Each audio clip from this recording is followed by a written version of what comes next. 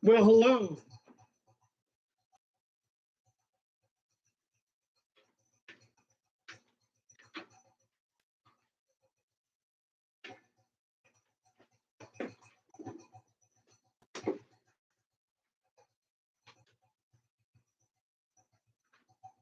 Well, hello and welcome to the stream. Let's go ahead and see what we can get into. We're going to do a little bit of this hard bell and just go ahead and enjoy the stream. From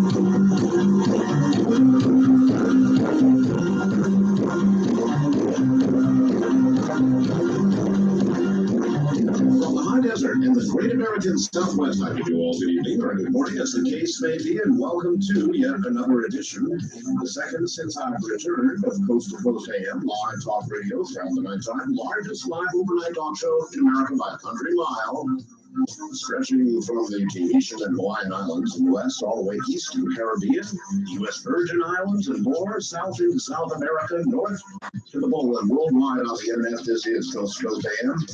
Top of the morning, everybody. We are going to have open lines again tonight. Now, tomorrow night, let me tell you what I'm going to do. I got a very, very interesting piece of email, and I booked a guest based on it. And I'll read you part of it now. I'm a ham radio operator, and he gives me his call, and a former submarine communications officer. And I thought you might be interested in hearing some of the rather frightening things that occurred with military radio in the late 1980s. For example, the near complete failure of the low-frequency radio systems used to communicate with SSBN subs that brought the world to the brink of nuclear war. This event and others were the primary reason why I left the military service, as the potential for disaster became very clear to me. Are you aware, Art, there is a second Russian Mir space station in orbit? The station was in orbit as early as 1985, its whereabouts in space carefully tracked by the U.S. government, as it was dedicated to strictly military purposes. I would be willing to speak on your show, provided we could protect my identity. I am still bound by the top secret SCI crypto clearances that I held while in the military. I will also be happy to establish my bona fide record to your satisfaction to prove that I am not some kind of nut. While not active in the military nor any other government anti-government movement, I can tell you I am highly suspect of many things the government is telling us regarding communications in space. Please contact me if you're interested. He gives his name. So I did that, and he appears to be everything he says he is. It should be a rather interesting interview. That is a submarine communications officer tomorrow night. And I'll tell you more about tonight in a moment. Yesterday, I welcomed some radio stations to the network. Well, I only got about halfway through the list. I didn't see the rest of the list. Yesterday, we welcomed KBVI in Boulder, Colorado, WTIC in Hartford, Connecticut, WRKO in Boston, Mass., WPRO in East Providence, Rhode Island, WREL in Lexington, Virginia, WBLJ in Dalton, Georgia. But somehow I forgot to welcome KMAJ in Topeka, Kansas, KTBR-FM in Coos Bay, Oregon, KFAR-AM in Fairbanks, Alaska, now carrying more of the program, KSCO in Santa Cruz, California, KSVB in Artesia, New Mexico, WSGW-AM in Saginaw, Michigan, KSMT-FM in Breckenridge, Colorado, KRKM-FM in Kremling, Colorado, and KRKY in Granby, Colorado. So as you can see, while I was gone, the network was busily acquiring new affiliates, and who knows how many millions of people these stations alone cover, but that's a rather impressive gain, I would say, particularly for somebody who was off cruising around in the Mediterranean. Now, I have a complaint that I want to make at the top of the show. We can go to the moon, as we discussed on yesterday's program. We can apparently soon grow headless human bodies in order to harvest organs, clones, as it were, from you that could be grown to give you a liver or a heart or lungs. In other words, torsos only, without a head, without a brain. This is amazing science. Even a little scary as far as I'm concerned, and perhaps ethically bent. We can do things the mind can barely grasp and we're not prepared to deal with ethically. And we still can't cure the common cold. Now, what is wrong with that picture? My answer is plenty. Plenty wrong with that picture. And I, of course, have a cold, so it brought it to mind. I mean, here we do these incredible, astounding things. We can't cure the common cold. Something's wrong with that picture. I was contacted earlier today by Strange Universe. We've got a pretty good relationship, and over the some period of time, we have done a lot together. And they solicited my help in something they've got coming up called the Strange or Weird Person Contest. They're trying to find the weirdest person in the world. The figures they come to me, right? And I'm going to be a judge. They want me to be a judge. So they are going to collect information and have a contest to find the weirdest person in the world.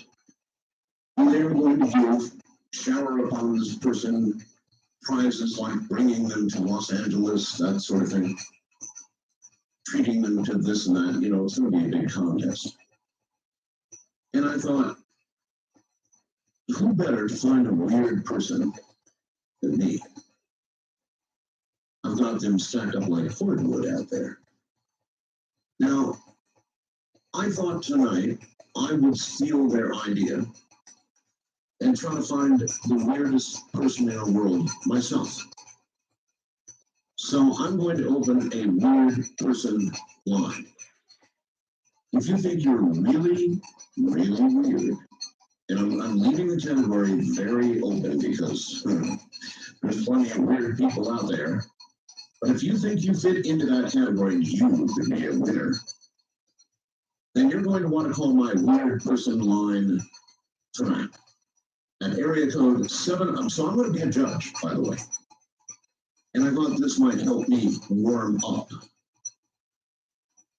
So the weird person line is area code 702-727-1222. And you're going to, obviously have to explain to us all how weird you really are and why you would deserve a prize. I'm not giving a prize.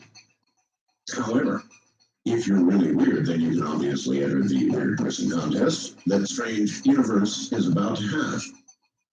Anyway, I thought it would be fun.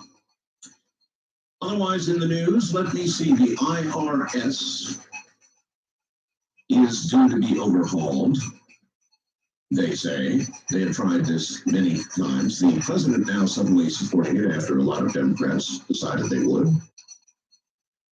So we shall see.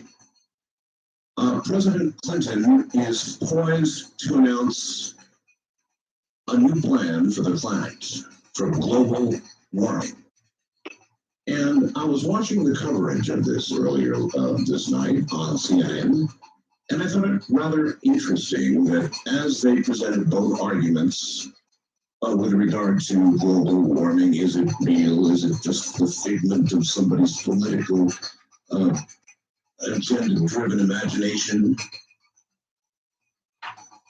Which which is, both sides admitted there is a climate change underway. Even those who think that global warming is bunk are now admitting, well, yes, there does seem to be a climate change underway. And I've been saying this, as you well know, for some time. Now, one side, of course, wants to suggest it has nothing to do with global warming, that it's all a bunch of bunk. But they're admitting there is a climate change underway. The other side, of course, knows there's a climate change as well underway, but blames it on greenhouse emissions, cars, they're burning the fossil fuels, that kind of thing. But I just found it interesting that both sides now seem to agree a climate change is definitely underway. There is no question about it. None. A big breakthrough, they say, in electric automobiles. Still, though, years away. So some people want to buy them. And my guess would be the big breakthrough in electric automobiles and the general availability to most of you out there is going to occur after or as we approach the actual finite limit of oil in the ground, fossil fuels in the ground. In other words, they're going to get an electric car just in the nick of time and not 1 minute sooner. And I was talking to a good friend of mine up in the Bay Area about this the other day. And we all know that at present rates of usage, which by the way are going to actually increase, we only have 40 or 45 years of oil left in the ground, oil that we can pull from the ground and use to drive our cars and engines and lubricate this and that. 40 to 45 years. And he said, a good subject for your show one night, Art, might be to discuss what people think would happen in 40 or 45 years if we do not find a replacement for a fossil fuel. And it is a very good question, isn't it? Airplanes will stop flying, cars will stop driving, commerce will come to a grinding halt. What do you think would happen to society? We would take a giant step backward, wouldn't we? Could we? Or do you think that there will be wars over the last remaining oil? Because as the reserves dry up, even those countries that are producing right now are going to use that oil selfishly, domestically. They're not going to sell it. Things are going to get very low very quickly. And then I saw the business on the electric cars. And I thought, I bet they come up with those in bulk at reasonable, affordable rates just before we run out of oil. Which begs the question, of course, could they really be doing it right now? And I would almost lay money on the answer that you bet they can. And well, why aren't they? It's hard to imagine. It's because there's a lot of good money involved in it, and they're gonna throw every single dollar out of oil they can until it's just about gone, and then there's gonna be a revolutionary announcement.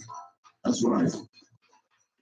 Anyway, I've got something I want to play for you in a moment. I promised I would jot down a couple of audio segments from Egypt, and I have done that.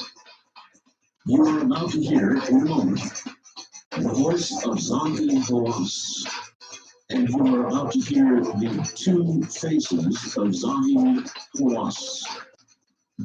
I'll tell you what we're going to do right now, all right? When I was in Egypt, I first met with Dr. Zahi Hawass. Dr. Hawass is the director of antiquities at Giza. In other words, he maintains and is in charge of the research, the archaeology that goes on, the digging, such as it is, around the Sphinx, the Great Pyramids, and all of the associated relics and things at Giza, which is an incredible place. Now I'm going to let you hear a couple of things. It's really a shame, and I only very occasionally wish I had television because I have video to go with what you're about to hear. What I did was dub the following down from my video camcorder. So let me sort of give you an idea of what you're going to hear. The first is, yesterday, you may recall, I told you there was a 5-ton piece of granite. And I saw one man with a sledgehammer break very precisely in half. I mean, it was unbelievable. The guy took a sledgehammer and went to work on a 5-ton piece of granite, pure granite, and split that sucker right in half, like he had, like a knife going through butter. It was amazing. Now, I've got the audio from that, and then Zahi comments afterwards. You have to listen very carefully. But here is just a few days ago in Egypt. Here's a man going to work on a 5-ton piece of granite. Listen carefully to the following.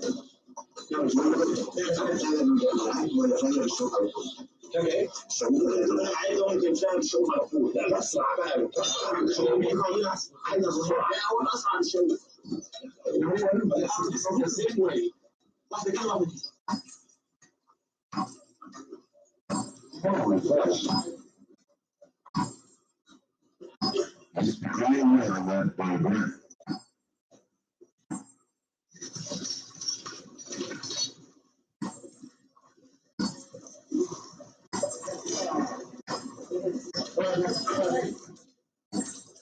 I didn't think he was going to do it.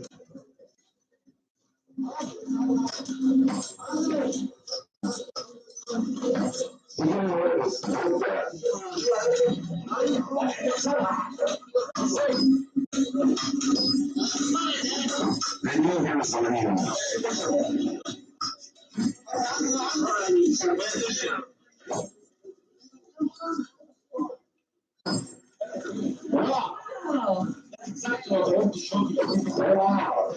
Oh, say how the Egyptians can cut stones. Yes. That's exactly what they just are the signals to the Egyptians. And so I think they don't understand how scary was built. Yes, man. But actually, several 5 tons and storage in 2 minutes. How they hold it? Have the same method of the ancient Egyptians and hold the stone. And since we know you have many things to do. Right, there was the first segment I wanted to play. And obviously the video, a 10-minute audio, turns this guy with a sledgehammer, splitting precisely down the middle a 5-ton piece of granite. One man, 5 tons, 2 minutes. It was a mind blower, and you should see the video. The rock simply parts in the middle. It was a total mind blower. Now, what I'm going to play for you when we come back from the break is the actual trek that we were making up the Great Pyramid. And believe me, it's a huffer and a puffer. It's really something trying to get up to the top of the Great Pyramid, up to the King's Chamber. And I was directly behind Zahi Hawass. Zahi had no idea my camcorder was running while we were making that trek. So when we come back in a moment, I'm going to play you a little bit of audio from this videotape that will reveal the other side of Zahi Hawass coming up next. Don't forget my weird person line at area code 702-727-1222.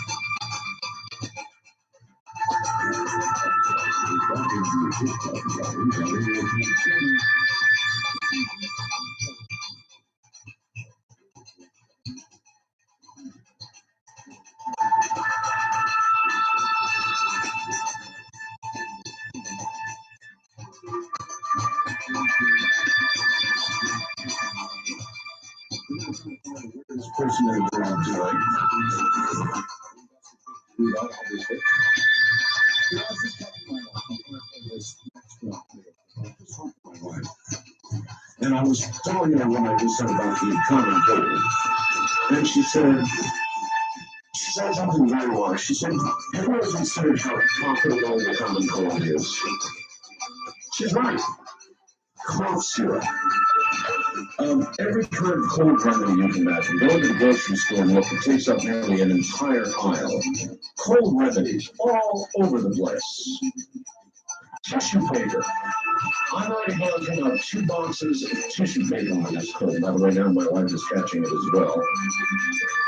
So she's absolutely correct, isn't she? Like the oil in the ground that I think is going to continue to come from the ground until it is no longer profitable to bring it from the ground. And then it will be time to, do something ecologically more friendly. The dollar is driving that, and the dollar is driving the common cold.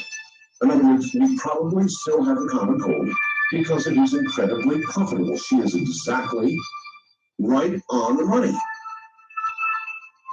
And now, from Pastor Bradley, dear Art, have you heard about the big fuss that Janet Reno is stirring up with Microsoft? Oh, yeah, big fine, $1 million a day. She's claiming they're violating anti-monopoly laws, wants them to pay $1 million a day until they cease. Could it be another ploy to distract us from other investigations? Well, yes, it could. But I rather thought the best way for Microsoft to solve their problem would be to simply put a copy of Netscape in each new Windows 95 or 96 or whatever it is they're coming out with next, as well as their own browser. And that'd be the end of that. I would think that people at Netscape would be happy about that. And I would think that it would be a good solution. People can use whatever they want.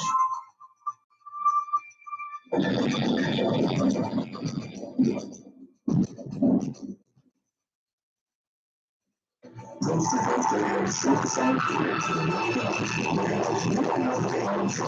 Jurassic Foundation Show. Coast and Sailor, this is also one seasons today. Everything we got refreshed. And that one shot is waiting for any podcast. The Coast and Sailor Club is a must-have feature for all Coast to Coast AM listeners. Visit coasttocoastam.com to sign up today. The new version of the Coast to Coast AM app is here and now available for Android as well as iPhone. For Coast Insiders, it offers the ability to download the most recent shows so you can listen to them at your leisure. The app also has instant live and streaming features, plus recaps, contests, and upcoming show info. Coast Insiders with Android system 4.0 and above, or iPhone. Check out our new app at the Google Play or iTunes stores, or link from the Coast website. Looking for the truth? You'll find it on Coast to Coast AM. You're listening to Art Bell, Somewhere Inside.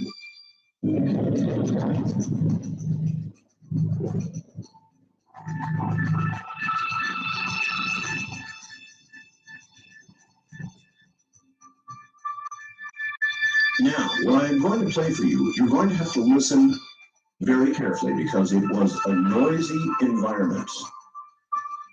I went up inside the Great Pyramid, going up to the King's Chamber where the sarcophagus is, the one I actually laid down in. That's a whole other story. But on the way up, it's a very long, hot, difficult trek with a lot of people. Zahi Hawass, the director of Antiquities at Giza, was directly ahead of me. And I don't think he knew that I had the camcorder running. Now, I was huffing and puffing, and you will hear me very much out of breath, along with everybody else that was making the climb. But Zahi is directly in front of me. And Zahi, when I first met him, of course, was a extremely cordial, extremely seemingly open man, a very even-tempered man, I might add, very even-tempered. You know, when I was in his office, it was all smiles, and he was just a glad-handing me and seemed to be a very, very nice man. But I had the camcorder running as we were making the climb up inside the Great Pyramid to the King's Chamber. And you will hear Zahi, if you listen very carefully, you will hear him saying things to the tourists that were in front of us. I am the director of Antiquities here. I'm the director of this whole place. Move. So listen very carefully and see if you're able to hear that. It comes now. And this is, again, as we were climbing the Great Pyramid.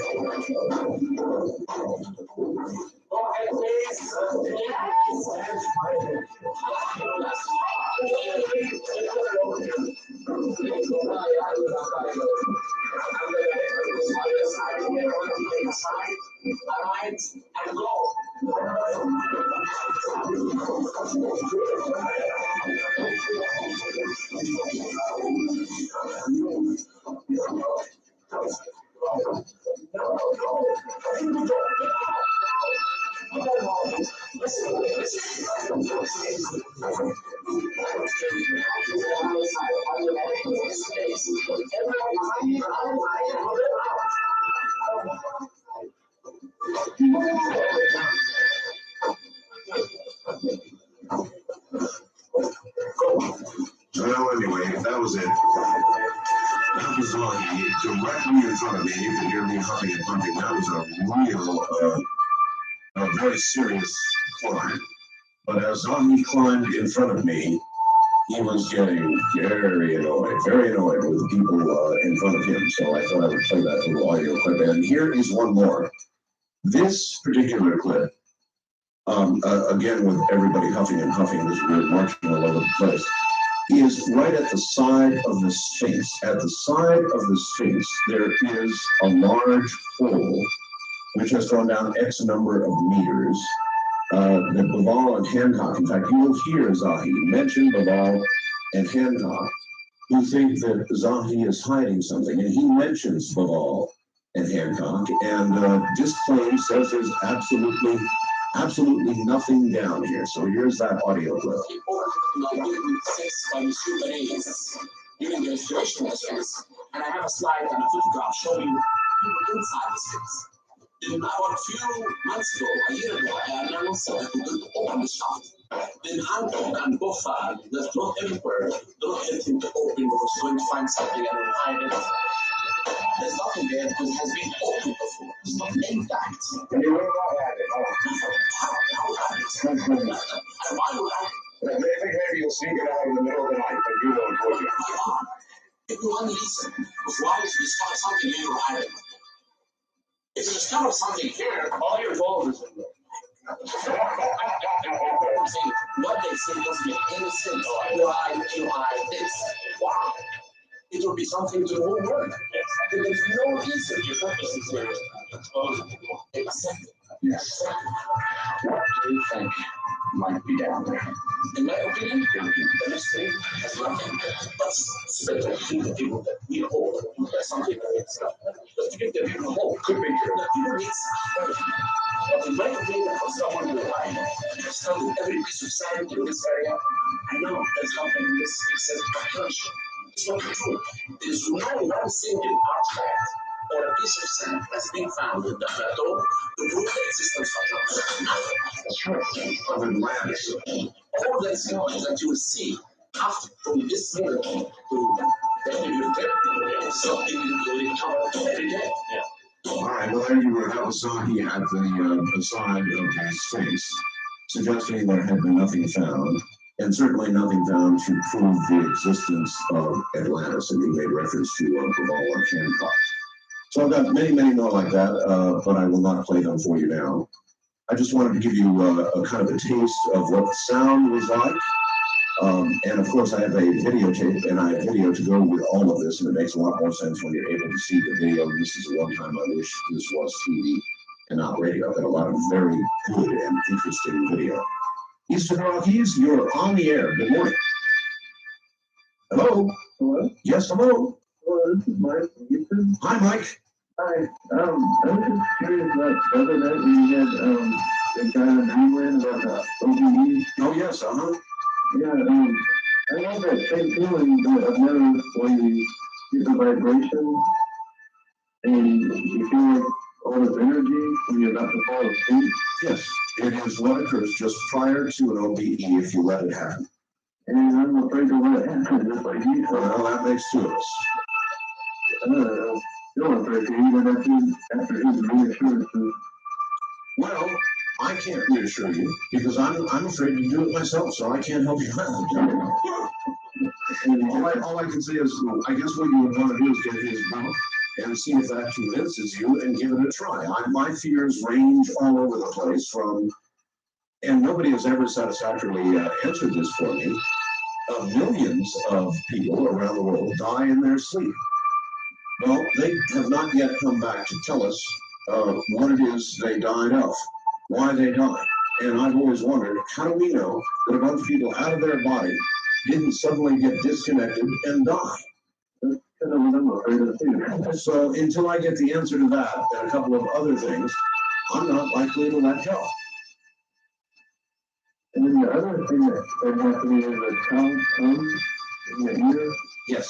Is that related? No. No. The Tao's hum is a hum that's coming from the earth itself. It has nothing to do with what you feel prior to an OBE. The Tao's hum is coming from underground. And I have no idea what it is. Do you? Underground machinery? Perhaps an underground civilization of some kind. Perhaps the government digging holes from one place, tunnels from one place to another. I have no idea. We have something similar to the Tao's hum in my little valley here. What is it? Nobody knows. On my weird person line, you're on the air. Good morning. Good morning, Art. Hi. Hi. You probably really weird. I beg your pardon? Like really weird? You, I would imagine. Yeah, well, that's like a hand.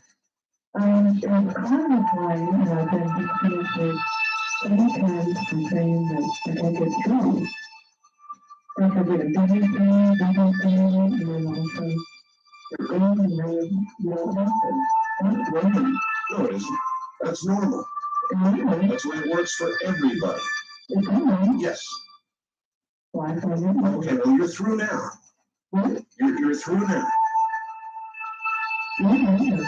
Yeah, you're on the air, so Okay. You know what's fun? With, I just joined Caltrans for the Comic-Con. what? Big money. Oh, that's what my wife just said. Yeah, get ready. Get up there. You got the big money. And,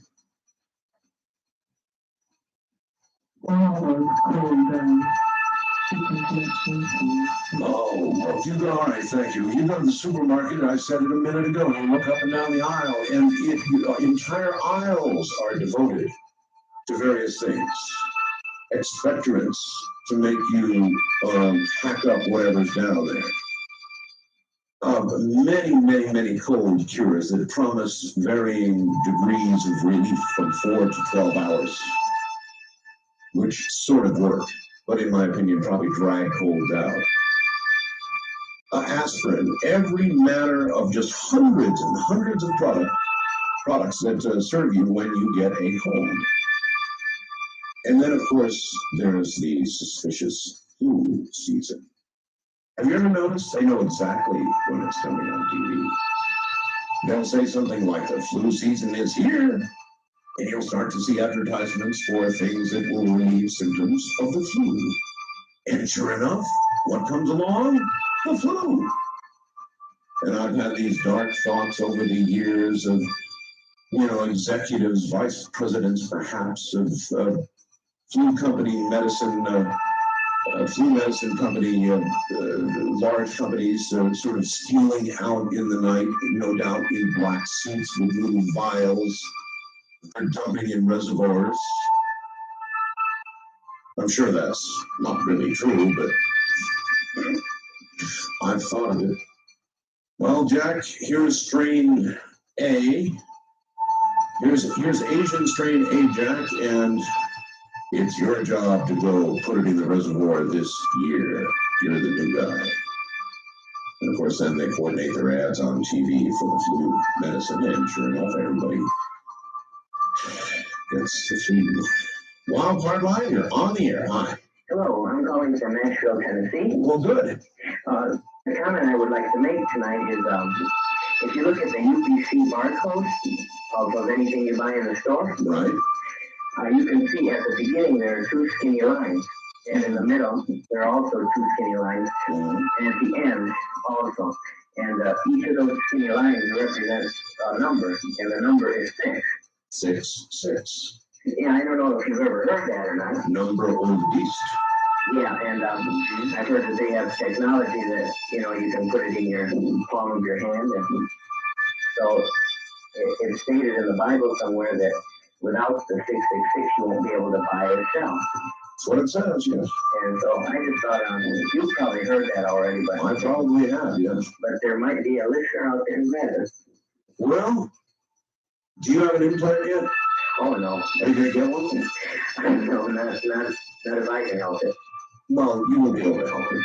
They'll have to put the underversion. Well, they will, and they'll put you under, they'll strap you down, they'll open up your palm, and when you wake up, you'll be chipped. Oh, That's how it's going to work, I hope not. All right, sir, take care. Thank you for taking my call. Yeah, you're welcome. Take care. Yes, number of beast. East of the Rockies, you're on the air. Hi. Hi. Hello. This is Ron, calling from Michigan. All right. And I did, number one, I wanted to welcome you back. You're probably tired of hearing that from me. It's good. No, I'm not. I was gone long enough. It's really good to be back. Believe me. I'm pretty much new to your show. While you were gone, I was pretty much hearing about what you put out, and it inspired me to go out and pick up the book, the quickening. Yes, sir. And my first study, I went through probably 95 pages, Okay. and I couldn't put it down. Well, Well, I've had a lot of success with the book. It is now number 4 in the New York Times business bestseller list. I'm really very happy. I'll tell you a little secret about that book. Okay.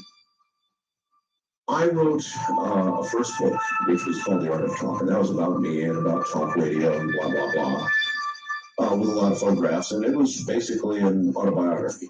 Okay? Mm-hmm. This book, The Quickening, it's not one of those things like I decided to just sit down and write it. I'm going to write a book and here's my idea. Mm-hmm. This one just poured out of me. I mean, it just. I keep seeing footnotes everywhere. Sure. And I'm like, this guy put a lot of work in it. Yeah, see, that's exactly right. And what I did with this book, and here's why I did that. For a couple of years now, 2 or 3 years, I've been talking about the quickening. Mm-hmm. And people would come back to me when I talk about it. They'd say, you're full of it. There's nothing real to what you're saying. Yes, it feels that way, but it's just because there's a lot of mass communication today, and we're hearing about these things more and more. And I would tell people, no, it's absolutely real. And so when I sat down to write the book, I felt an obligation to lay out the proof so it would be absolutely undeniable. That's why you see all those footnotes. Okay, all right. I wanted to make one point and pretty much, leave you open for a moment. Right? I read a book by Stephen King when I was a teenager, and it just gave me goosebumps. There was a book with a thickening. Which one? The Stand. Oh, The Stand. I love that book. And reading yours in conjunction with, the books I've read, the Bible, and all that, it's like, it's not fiction. I know. You know what I'm saying? I know what you're saying. I wrote the book. Yes, I know what you're saying. Of course, it's not fiction. I'm going to be doing my one big book signing for The Quickening. It's going to be this Saturday in Encinitas at 1040 North El Camino Real, beginning at 10 o'clock in the morning. Barnes & Noble, 1040 North El Camino Real in Encinitas, 10 o'clock Saturday morning. I think I will see you there. We'll be right back.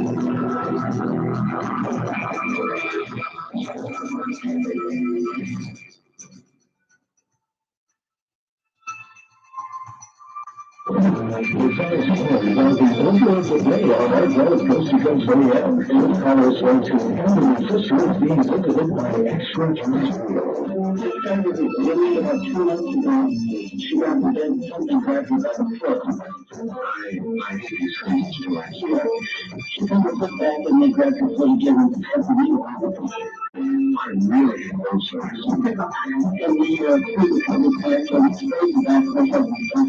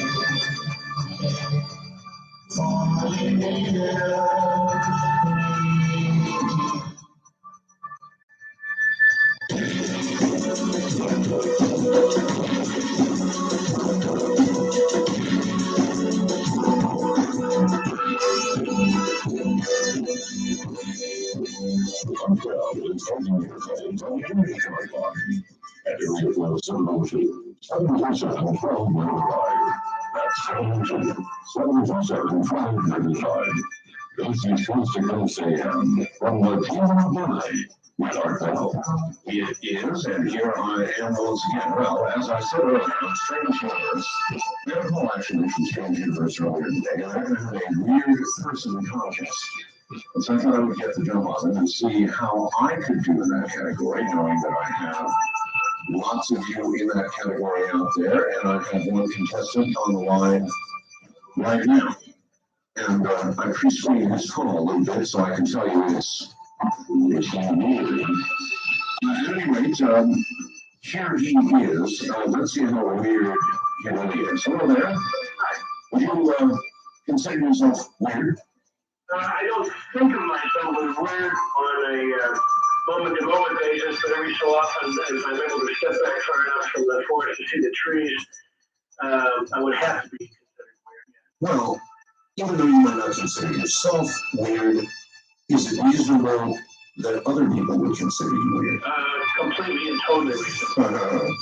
All right, what is it you do? This is not what's my line, but I mean, On a day-to-day basis, to put it in its weirdness, I take. Call us toll free at 1-800-618-8255.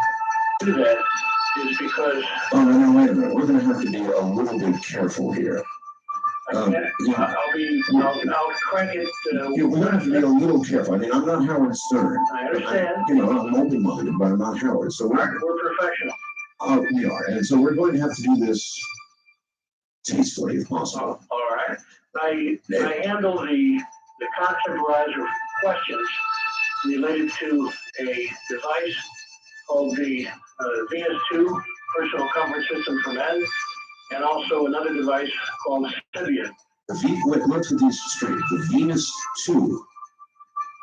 Is that correct? That's correct. The Venus 2 Personal Comfort System. Personal Comfort System for Men, and the Sybian, which is a comparable device made for ladies. And these devices? Both of these devices are engineered from the ground up to produce orgasms for the Venus for males, the Sybian for females. These are orgasmic machines. And they're not toys. These are devices that are made to the standards of quality, durability, and safety that are much more closely related to medical or therapeutic or clinical devices. They sell, the Sybian is $1,400. $1,400? Well, it can be had for around $1,250, but I'm just discount occasionally.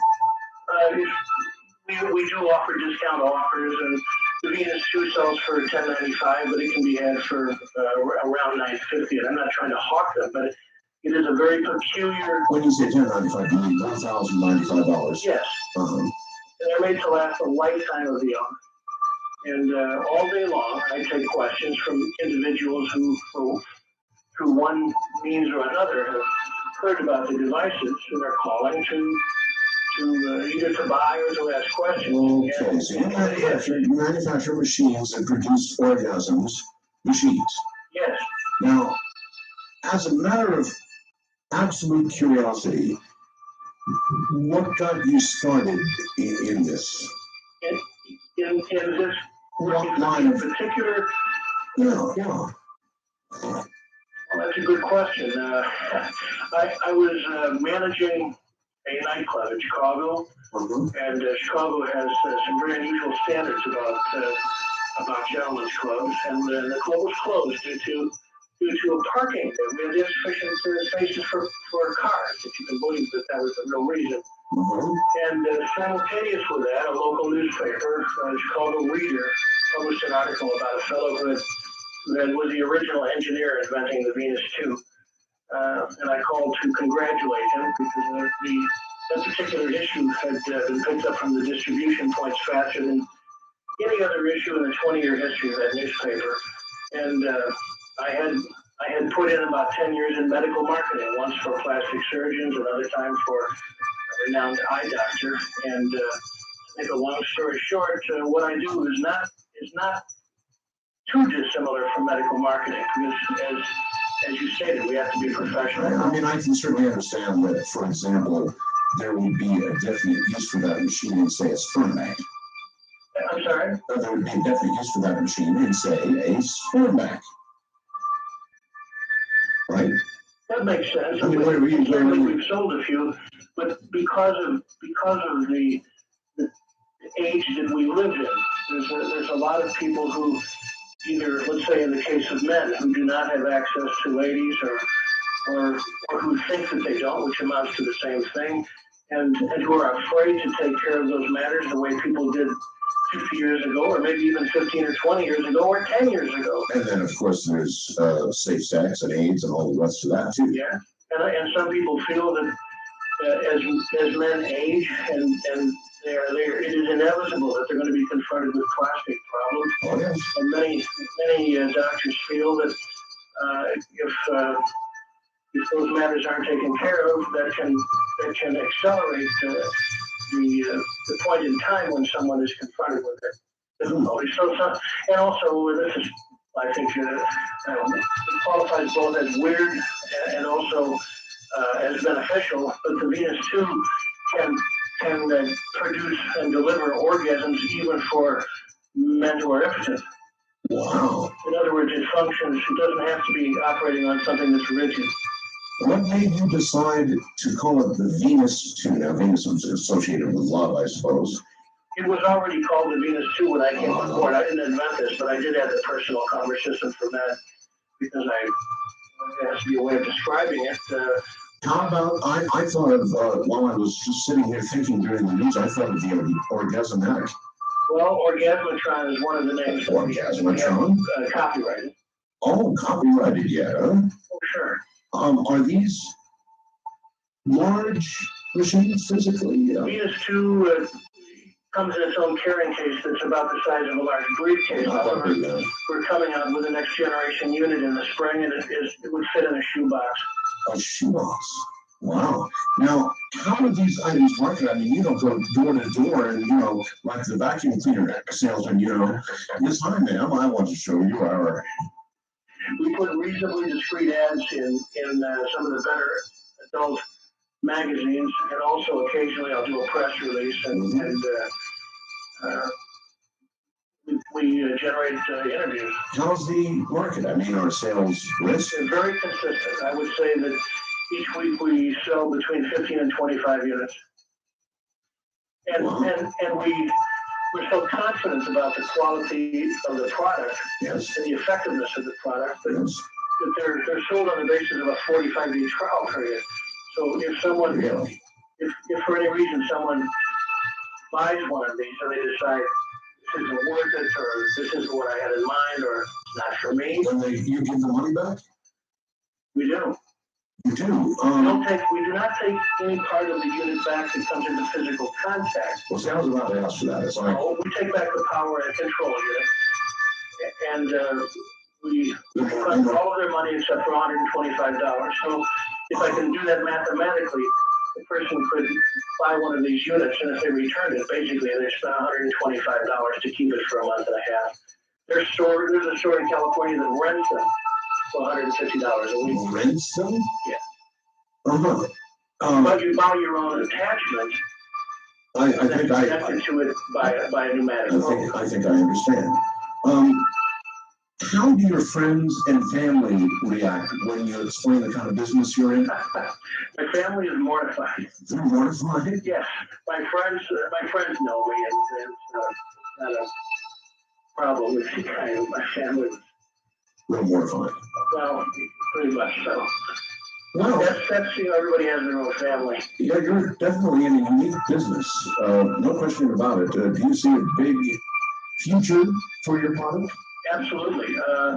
One of the first press release I did, we got somehow the Bloomberg Financial Wire picked it up, and I would say we got at least 400 calls from stockbrokers, commodity brokers, bankers, insurance men, and I predicted we will take the company public on the internet. Wow. And I think it'll cook. I know that's worked for micro breweries, for example.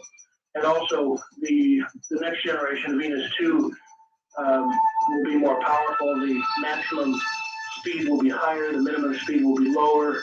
It's so quiet that we have to put an on-off switch, an on-off light on it so that it's not accidentally left on all night. And the new price will be in the $500 range. And I think that it's probably a lot quieter than its user. Yes, well, we haven't solved that problem yet. And there's another problem is if we could just develop one that would do laundry. Yeah, there's that. And one other quick question. When your machine completes its intended function, does it offer its user a cigarette? suppose that would be a very good accessory. All right, listen, on a scale of 10, I think you qualify as roughly an 8. Thank you, I appreciate that. And may I just say, so that you're not inundated, and I'm not asking to give a phone number, but can I say what city we're in, so if people want to call information like that? Yeah, sure, I'm gonna give you that. Sure, what city are you The in? name of the company is Abco Research, Abco, ABCO, yeah. and we're in Monticello, Illinois. All right, I appreciate your call, and you definitely qualify as an 8 out of 10 on the scale of weirdness. Now, what I am doing this night, because I got a call earlier from Strange Universe today, and I can already see I'm on the right track here, and they're going to have a weird contest, a weird person contest. And that man definitely qualifies as an entrant. As a matter of fact, he really should enter the Strange Universe contest. But I thought, who better qualified to go out and find strange and weird people than me? And I can assure you, before the night is over, you will definitely agree with me. I do like the Orgasmatron as a name. The world is changing before our very eyes. Well, West of the Rockies, you're on the air. Hello. Yeah, hi, Art. This is Ken in Las Vegas. Hi, Ken. Welcome back. Thank you. You know, one of my favorite guests that you have on this show is David John Oates. Uh-huh. And, you know, most of the time he's been really good, been very accurate in doing the reversals. But, however, my friends and I, who are very serious reverse speech people, Yes. have to take issue with his findings regarding that Area 51 caller who allegedly knocked you off the air. Yes. I want to tell you that from my reversals, and I've got the tape, and I'm willing to sit down with you and also take on Mr. Oates to challenge Mr. Oates. I can tell you that from the reversals, that call was staged. That call was staged. And Mr. Oates, when he said, Well, what reversal do you have that would prove that? well, he said, when he said what we're talking about is aliens are, he said, in reverse, he said, there are no aliens. I won't get through. He said things like, he said, feel the heat. He said, feel the feet. He said stuff, there are lives. He said, I'm serving it on a ham hock. That's me bold like you hit. And I got some reverses on you. And there's a lot of people out there, a lot of serious-minded people, world class. People can confirm it. Oh, well, listen, I'm open. Here's what you ought to do. Send me, if you're unable to play them, in quality as David can on the phone, then send me a tape of the reversals, and I'll play them on the air. All right. Well, I always put it on a bulletin board on the FIDO, the RIDEC, and absolutely temporary, and I put all I put my findings on the bulletin board. Well, better yet, though, only a very small percentage of people can get up there. If you really want it heard, send it to me and I'll play it on the air. Okay, if you want that, but you can have to tape yourself. I mean, you got the tape. I can tell you what I heard from it. Well, no, I want to hear the reversals. Okay. So what do you want me to do? Send the reversals to me on tape. It's not such a good idea grabbing them off real audio because of the quality, so to broadcast it, send it to me on a tape and I'll broadcast it. Okay. I don't know what Mr. Oates' response is. How about if I and Mr. Oates together, Well, look, again, send me the reversals. If they're clear, then if you really want to get David on and challenge him, we can even do that. But I've got to hear them first. Okay. All right? All right, I'll look for them, and really, I'm willing to do just about anything. I am taking calls from people who are weird. Now, you have to really qualify as weird, much like that last time did. Can you imagine that? As a living, blooming machines that produce orgasms? Machines? Welcome to the brave new world. On my international line, you're on the air. Good morning. Good morning, Mr. Wayne. Welcome back. Well, thank you. Hold on a minute. Hold on just a sec. Let me try and get rid of this echo. We've got some echo on there. Let's see if that gets rid of it. Okay, I think that's a little bit better. Where are you located? in Quebec City, Canada. Quebec, Canada. All right. Yes. Well, I would like to speak about time travel because it really is a few much, okay? Me too. Okay, you have to come along and check the timeline. Yes. I was wondering, you don't want to be filmed in the wheelchair. You don't to the condition now. I do. Yes, I do. Okay, that is something to be credible to me. The other thing is to be credible is that pilot. The pilot is the one back in 1932. The operation of 75. Yes. I don't think that operation actually exists. No, I don't either. Okay. But he did sound good, I agree. Okay, and maybe Oh, sure. okay, and one last thing. What is the ultimate state of America? The alternate states of America? Yeah. But if there is another timeline and, a parallel dimensional universe, then it's entirely possible, but I doubt they would call themselves the alternate states of America. They would call themselves the United States of America, but it might be a very different U.S. Okay, thank you. All right, take care. In other words, the name alternate states of America would clearly imply they understood they were an alternate to something else, to us. And since they wouldn't have that knowledge, they wouldn't be the alternate states, they would just be the US, like we are here. But the structure might be entirely different. For example, their Alan Greenspan might like the market going up and up and up. On my weird person line, you're on the air. Hello. How you doing, right? I'm doing fine. I've been quite funny being a weird guy. I'll go by the name Gazuki. Gazuki. Why and in what way are you weird? Well, I come up with all kinds of strange ideas. One of them is a parasail city, supported by several mile wide and a few miles long parasail that would support an ultralight city. An ultralight city? I just got done doing 400 upside down push-ups, so I'm gonna be tired. You can hear my breath. 400? Yeah, well, I swear them out through the day. But, yeah. Now, I know what an ultralight is, but how would you have an ultralight city? You simply strap, a sail together until you have a very, very, very, very big parasail in the middle. With the main lake, which would be the city. And then to go on from that, and also you could position these ultralight cities to get rid of pollution. Because they would create their own pressure zones, and then stagnant pollution with the cities, they would kind of bring a little wind to the city. Well, they would require. Well, I guess they would they? They'd be under. In other words, they'd be under power. Exactly. And also, you could, for example, fly them over Los Angeles on a smoggy day and blow the smog away. That's right. Exactly right. I've also seen 9 UFOs full, which, in my opinion, were driven by something other than humans. I've invented things like the spider-ring vehicle on the way fit into independent suspension slash tube. In other words, you put your vehicle on like a spaceship. And all your arms and your legs, they fit into the independent axles, which have higher than a cannon. All right, well, I think I've got the picture, and I'm giving you a 5 out of 10 on a weird scale. Keep at it, sir. This is Coast to Coast AM.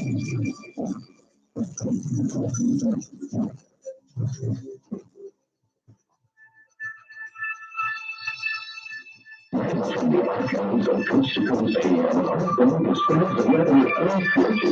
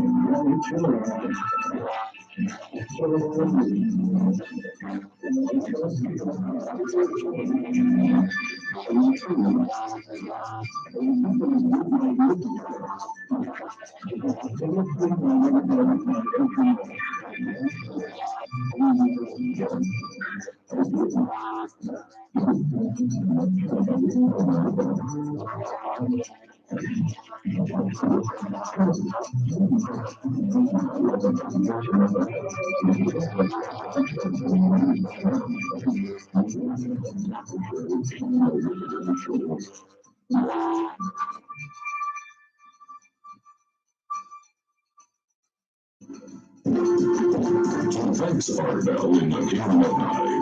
Dial area code 702-727-8499. That's area code 702-727-8499. Please direct access to other food focus. This is most inclusive and good our It is, and here I am again. I'm going over one line for weird people, and I really mean weird, not just a little weird, but very weird.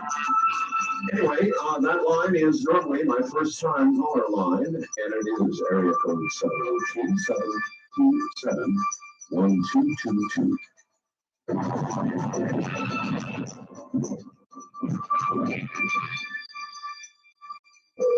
NASA shuttle development. Yes, hello, doctor. This is Amazon.com. You know where it's biggest selection?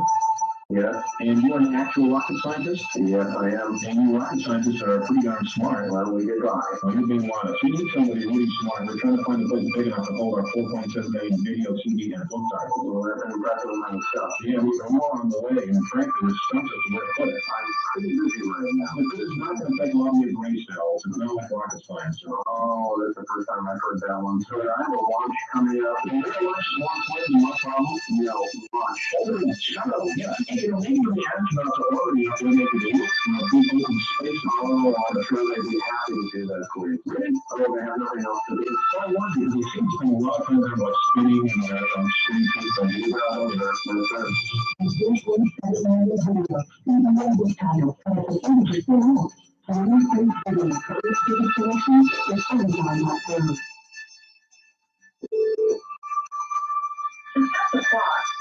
Press 1. Please record how living images. No, dear. Set the record timer. Press 2. Just heard a woman's voice from there. Oh, that's just a new talking VCR from Zenith. You know, along with Speakeasy, actually talks you through the steps, makes programming so easy, even I can do it. All right, where are you today? I'm so over when I thought that. Where am I in the little home record? The talking VCR from Zenith. Entertainment just like you like it.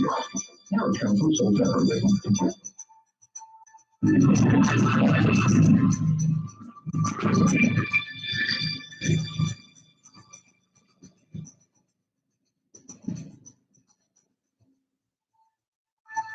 right, if that's your Art, will you allow Hancock and Laval to reply to Hawass's statements? I'm sure you agree.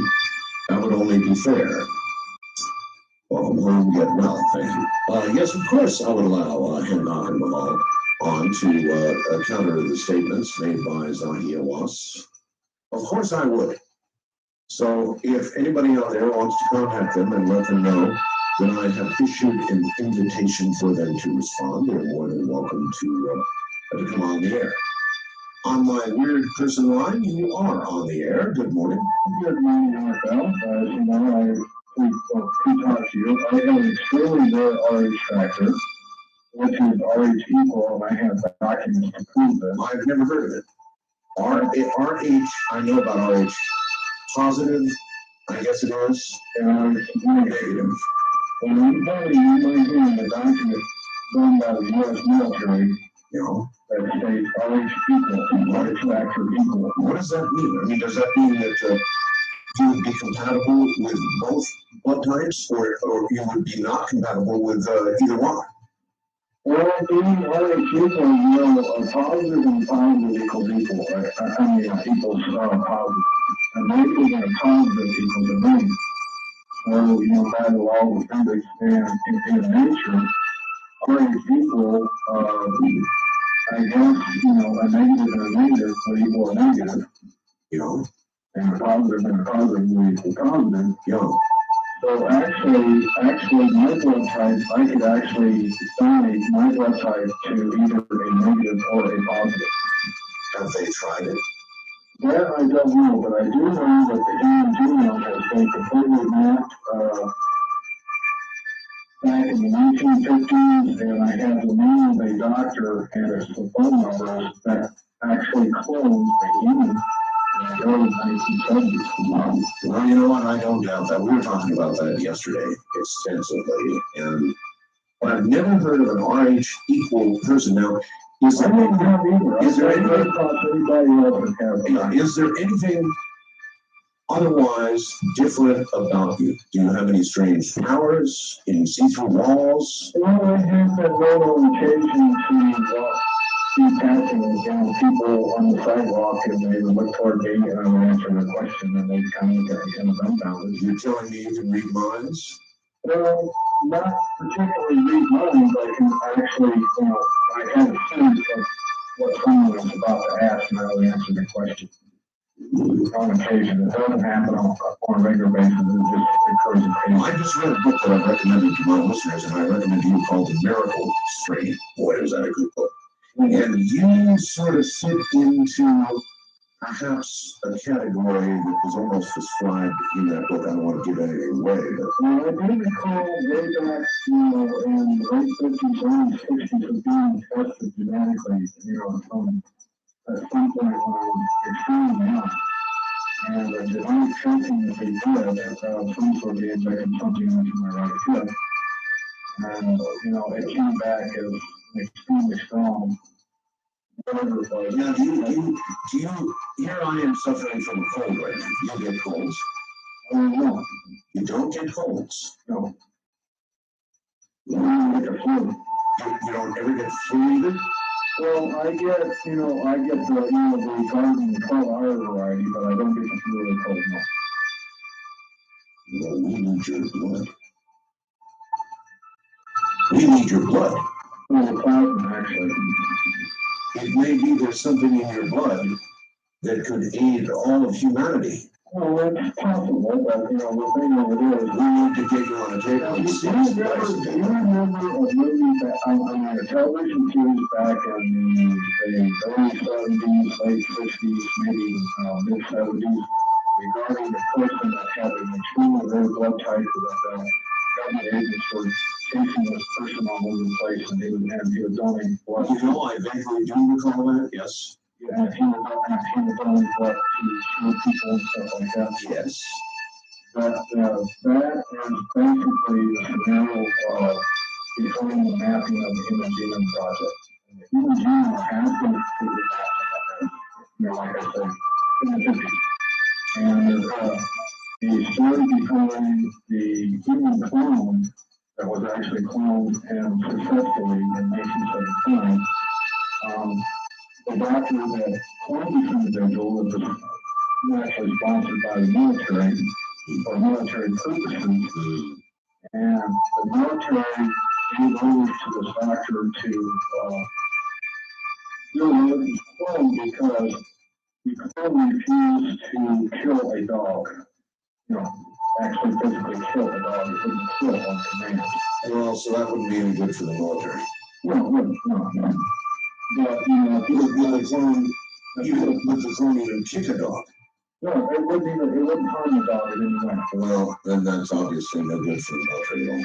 No, but I can give you the doctor's name and the phone numbers. Well, I don't want it now. Not here on the air. Let's do it off the air. Okay. Get me by email or snail mail or however you can get it to me privately the number, and I will investigate this. Yeah, well, I would get, you know, like I said, it's going to be a couple weeks before I get connected back up to the internet. But when I get connected back up to the internet, I will send you an email with the doctor's name and two phone numbers. All right. Wonderful. I'll look forward to it. Thank you very much. I give that man a 7. Lacking documentation, of course, at this point. I give him a 7 on a scale of weirdness. Pretty cool. RH equal blood. Blood that prevents colds or even a serious flu. We need that man's blood, don't we? West of the Rockies, you're on the air. Good morning. No, wait a minute. Push the button. There we go. West of the Rockies, now you're on the air. Hello. Bill. Yes. Hey, I'm on. That's great. Hey, welcome back. Thank you. Well, I've got a weird theory for you. Okay. You know I'm sure you do, the guy that freaked out in your satellite went dead? Of course. Okay. You always said right before things went haywire, you said that the aliens were interdimensional creatures, I believe. That's correct. That they weren't what we thought they were. That's right. And an interdimensional creature would be able to, just like we look down on fish in a pond, I think one of your recent guests mentioned. Yes. They should be able to, And actually, that was, again, Professor Felker who said that. right. And he said, what would a fish think if you plucked that fish out of the water and he looked around at the world above the water, which he had never seen before, and you threw him back in and he was talking to his friends down there, trying to tell them what had happened? Exactly. Yeah. So these creatures then could do the equivalent to us. They could possibly read our thoughts, get inside us, maybe in ways that we can't even imagine. Now, if you link that idea together with something else that I remember Ray Schreiber mentioning in Coach Meeting, that the aliens seem to, I believe he said this, where it was something along the same lines, that they collect souls. They have a fascination with souls. Yes. Okay, well, if you take those two things together, then the aliens could be interdimensional creatures, which is one of the first, the very unusual quality you got. They could be demons. I mean, that could be another way of describing what religion has put a label on that people seem to object to because of all the dogma and worse yet, sir? Yeah. We could just be soul food for them. Exactly. So it puts the idea of demons and even Christianity, angels, good aliens versus bad aliens. Now if we think of it in terms of angels, it seems actually, I mean, I hate to say it, but it seems to be a lot more acceptable and palatable than calling them demons or angels, because after all, we think of a demon as being a Satan creature with a red skin and a tail. Don't forget the horns. Right. We have a cartoon concept that we put on something, but if we put in the context that these could be interdimensional creatures, that they have an agenda, and if they have a fascination or lust for human souls, then it could put, the whole thing, Christianity idea in a different perspective. It could. All right. Well, I appreciate your theory. It's definitely weird. Definitely weird. What do you think the devil really looks like? Not the traditional horns and tail and all the rest of it. I wonder what the devil really looks like. Have any of you actually ever seen the devil? Now, the best person that I have ever seen to play the devil, or one of his disciples, is beyond any question Christopher Walken. I mean, that guy is weird. Christopher Walken, as a matter of fact, I would like to interview Christopher Walken. He just has a natural, sort of wonderfully evil presence about him. He's done those sorts of movies, and he's almost being typecast now, but he is absolutely perfect for the part. Perfect. On my international line, you're on the air. Good morning. Why? Hi there. Yes, sir. Can you hear me? I hear you. Where are you? I'm calling from Canada. Saskatchewan. Good. Welcome to the program. Yeah, and you're talking about, some like same kind of gas doesn't go on it either. Really? No. So we're on the same time as you are right now. However, when we change time here, what is it, about another week, we'll change times? And we'll leave you guys behind, huh? Have you seen the movie issue of the government? No, I don't think I have, no. I just got back to the country, so I haven't seen it. There's an article in there, and Scientists test on rats, they found that they found out that nitrite compound in both rats and humans. Yes, are the first find it defense against bacteria like E. coli, bacteria, and salmonella. So that may explain why a lot of people are getting sick. Cuts down a lot of people are not having enough nitrates in their body. Well, that's a possibility. Thank you. I'm very distrustful of studies done on rats that are then immediately converted to have human, to be relative to human beings. Because so many times in the past we have either taken things off the market or allowed them to go on the market based on tests on rats. And I think that is insufficient. I want to see human trials before I'm a believer. Anyway, let us continue and go here to my weird person line. You're on the air. Hello. Hello, Arthur. Yes. Oh, I just got through this. Just listen to the show. Okay, you're going to have to speak up good loud. I can barely hear you. Okay, is that better? That's better. Okay. Well, I just want to say in 1980, I took a trip to Wyoming to specifically go board a UFO on Pat McGuire's farm. Well, wait a minute. Why would you think there would be a UFO landing in Wyoming or anywhere else? Well, Mr. McGuire was on television saying that there was on, I think, the old show That's Incredible. Uh-huh. And so myself and a couple of friends went out there and saw what we saw. It's all documented through Dr. Sprinkle at the university. So what did you see? Well, I don't really want to say, but I saw. Oh, come on now. I saw the equivalent of the bright light. I'll leave it at that. And they were flying in a pattern that was not fixed wing or rotary wing type aircraft. You saw a UFO?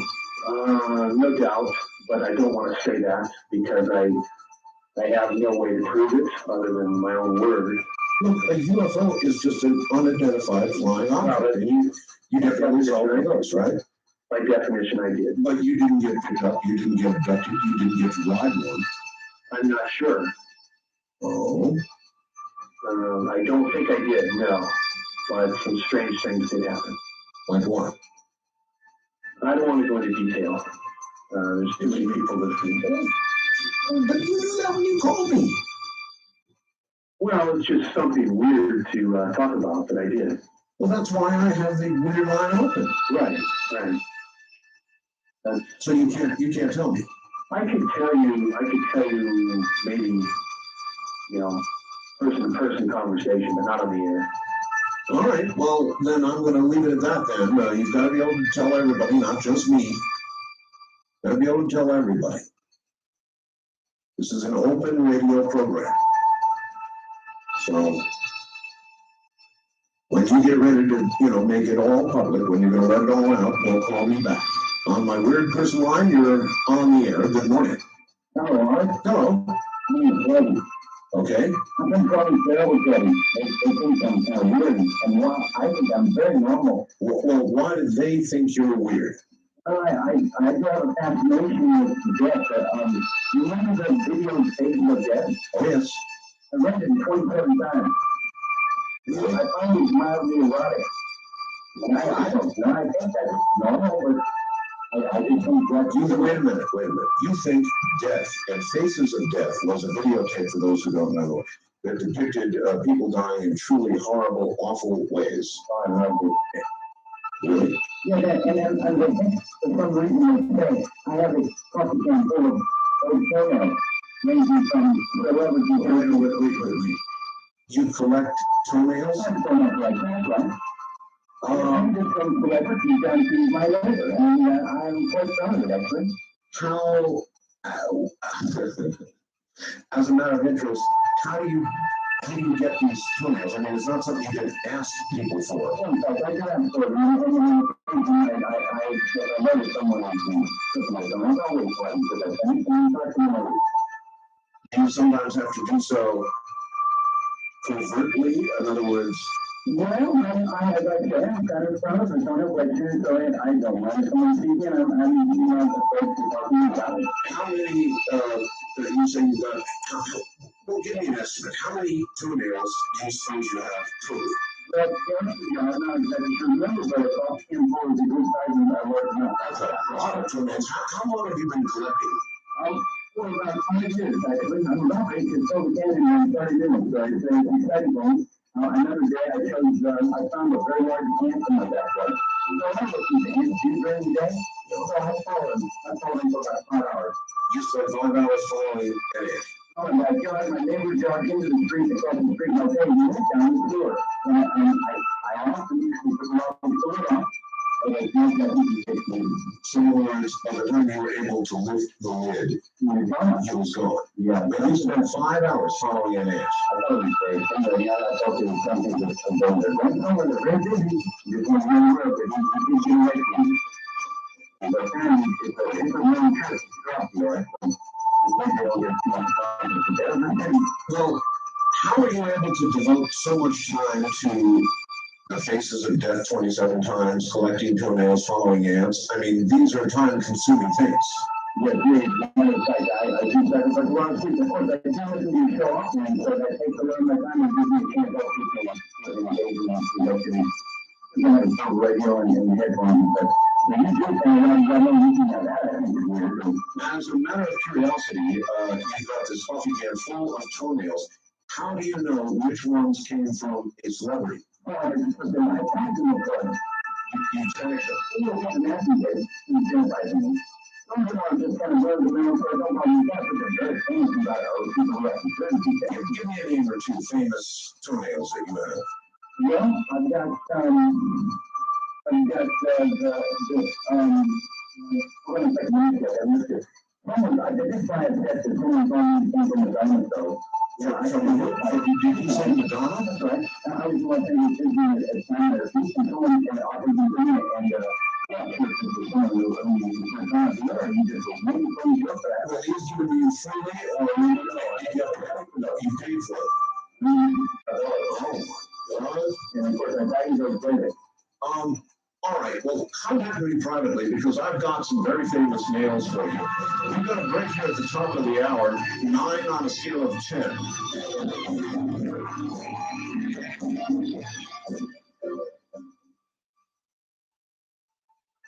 You got your radio on, don't you? Turn your radio off. Is it on? Yes, it is. Extinguish your radio, please. Yes, turn your radio off. What's your best guess? No, I'm Harry. Turn off the radio. Listen to Rockies, you're on the air. Hi. Hello. Who am I calling? Now, with regard to who you're calling, you'll be more about that than I would. I'm trying to reach our bell. Who do you think you've reached? Oh, I have no idea. So you wanted what kind of pizza? Oh, I don't want any pizza. Okay, you did order one, anchovies, right? No anchovies. I can't stand anchovies. Coast to Coast AM with Art Bell. Be sure to turn your radio off. Wherever you're calling, wherever you are. Are you sure you can't win this order? No pizza. Well, that's fine.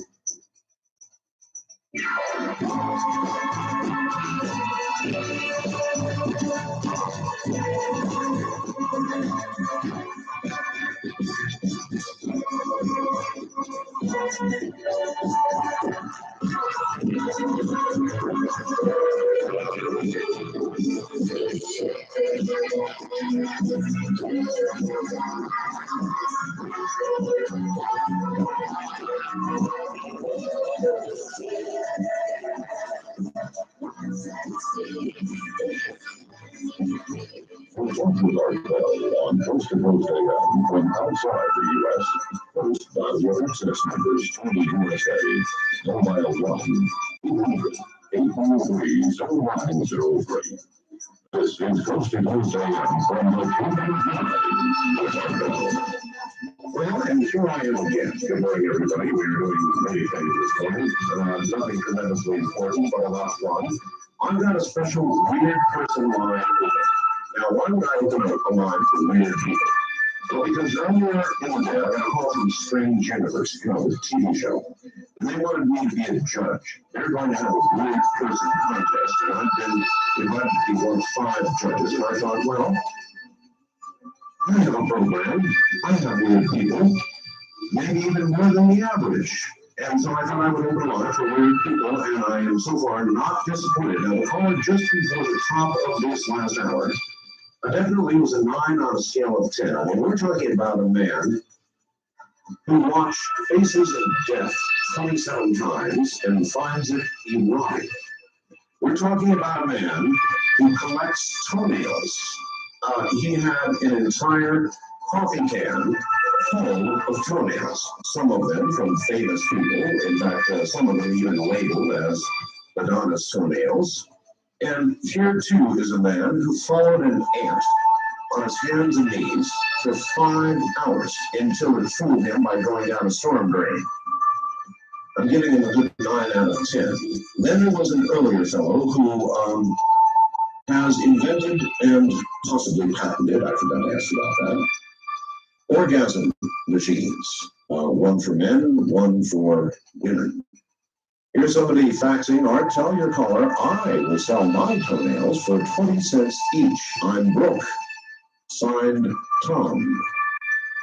And this, I guess, on a more serious note, Dale from Atlanta, Georgia. Art, just heard on ABC News, thousands of seabirds found dead in Alaska due to starvation. El Nino is what's being blamed. The quickening, oh, and that reminds me, he says the quickening continues. It's from Dale. And of course, the quickening, now on the bestseller list, is going to be the subject of my going to the San Diego area this Saturday. It's going to be my one signing, one book signing only. So this is your one big chance. If you want a personally signed copy, you can watch me sign it. Well, I'm going to be at Barnes & Noble this Saturday. Where are they? Encinitas, north of San Diego. At 1040 North El Camino Real in Encinitas. I understand, by the way, it's a big bookstore with lots of good parking. And I trust Saturday will be a nice day. San Diego has weather that is kind of eternally like springtime. So it should be a very nice day, very nice time of year to do this kind of thing. So I will sign as many books as I can. I'm going to begin at about 10 o'clock in the morning. And wherever you are, you're invited to come. I advise you, I give you simple advice to be there as early as possible. I will get my body in there at 10 a.m. sharp, and I will sign books for about 10 hours. 10 hours. I want to, just do as many as I can for you all. And this is the only time I'm ever going to do it. Ever. But I'm going to make a big production out of it and do a lot of it. So if you do it well, do it hard, and that's so be there. Come down and see me. I'd love to see you wherever you are. Encinitas this coming Saturday at 10 a.m. West of the Rockies, you're on the air. Hi. Good morning, Art. Good morning to you. Hey, I consider myself weird, but yes, true. My 5th birthday, when I was younger, it was a big disappointment to me, and I can still remember it. But what I remember was a lady visiting me. It was more of a spiritual lady that I met when I was about 5. And she always contacted me when I'm alone or when I'm meditating. I always call her like a mother, like a second mother to me. And what she taught me, I know this for sure, what she taught me was how to control the wind. The wind? Yes, indeed. Now, let me get this straight. This is a woman who comes to you psychically. In fact, right? When I was little, when I was little, I had a better imagination, I was in touch better, and I'd actually see her. But as I've grown up, I can hear her, and it's not that I'm trying to contact her, it's just instantly she's there at the least moment I would expect it. Okay. How do you control the wind? Well, what I think is more, I get myself into like a meditation state, Right. where I just concentrate on what I'm doing or whether my feelings are enraged, and it just kind of flows through me. In fact, I remember it was my 21st birthday. I was living out in Nebraska, Right. and I was really, really upset. I don't remember why, but I was really upset over it. And I created a twister probably about 5 miles south of me. God, you mean a tornado? A tornado, indeed. And I don't Must have have, been really ticked off. yeah, I was really ticked off, in fact. Well, can it go the other way? In other words, if it's blowing hard outside, and let's say it's annoying you, and you want it to stop. No, not really. No, I can't do that. But when it's really still, or when it's a clear day out, I'm not talking I can control the wind all over the world. It's like, it seems to be like a 15, 20 mile radius. A localized thing. Yeah, exactly. And it's just a feeling that just comes through my hands and my head and just blows through me. And it's really awesome to neat things happen. That is cool. I mean, you ought really not create tornadoes. That's nasty. Well, yeah, that's true enough. I went out to Nebraska to see one, and never did, and I finally did, though. But, You know, the city of Los Angeles could use you. get on their payroll. Well, when it's still in LA, you know, when you don't have good offshore breeze or something, naturally you've got a lot of pollution. Sure. And anybody who could generate wind would be of truly great value. True. And my name's Dakota, by the way. Dakota? Dakota. Yeah. Yeah, I got another thing I want to try. I'd like your advice on real quick. I talked to you before on this, and I never really got a straight answer from you. Anyway, what it involves this Sean David Morton. Yeah, there you go. He was on the other night. Yep. Anyway, another fellow, probably about a year back, was talking about this Aurora project. Yes. Area 51. Right. No, I've got a fact of proof with it, and I'd like to tell you a quick story about it because it's really pretty awesome. Well, wait a minute. You said you asked me a question and didn't get a straight answer. What was it? Excuse me? You said you asked me a question and didn't get a straight answer. What was it? Well, what it was a couple of years back, I was living in a small town in southern Colorado, and a preacher friend of mine, I was a kid. Anyway, he took a vacation up to Lake Powell. Yes. And he was on one of those ferry boat rides. Yes. And when he was having people talking, he just could take, a picture of the scenery, and just took a picture in the afternoon time. And he got home and developed it. And all of a sudden there was this craft right in the middle of it that was just floating in the wind too. You could see like 4 huge jets coming out of the back of it. He looked at it and see it, she didn't feel it, nothing. Just 10 to the million, right? A phantom craft. You got it. Well, what he did, he went to the Pentagon. He took a couple of, proofs of it and kept them for himself and blew it up a little bit. He went to the Pentagon. And about 2 weeks later, the Pentagon sent back a letter. I had the letter that, Xerox copy. Just stating that, parts of the photography, nothing to worry about, but we like negative. Yeah, so he knew he had something that way. Men in Black. You got it. What he tried to do, he contacted Time Magazine. Yes. Right? And within 2 days, this must have put out a red light for him or something. Because 2 days later, Men in Black came to his house. He was a minister, right? He put a federal warrant on his house saying that he was embezzling money through the church. And he took him away.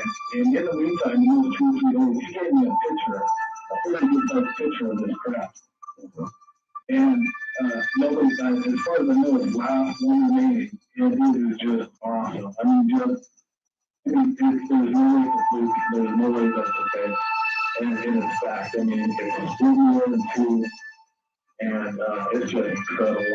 And I've been sitting on it for about 5 years now. And we don't even know what I'm talking about. As far as what I understand is, in this craft, let's say Russia were to send up an ICBM at us, right?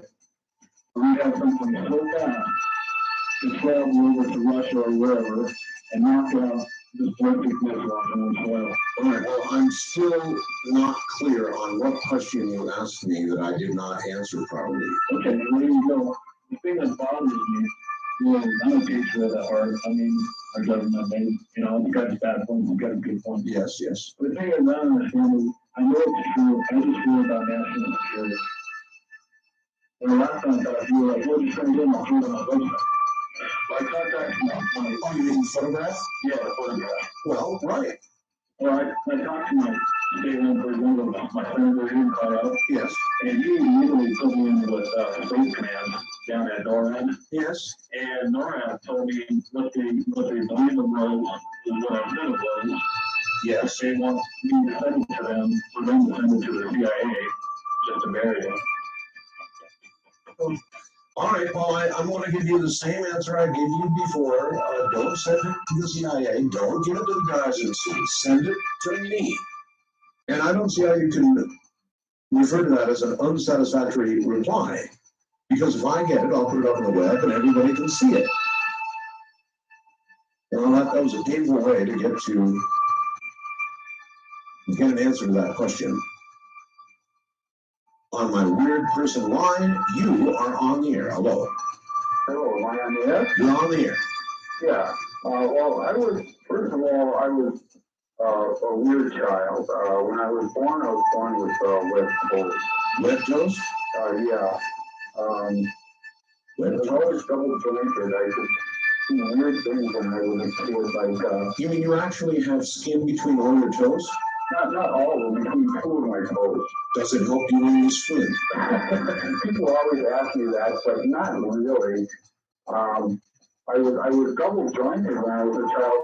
I could, Yeah, a lot of people are double jointed. but I could do weird things like wrap my legs and arms and, like a pretzel, and I would walk around on my knees.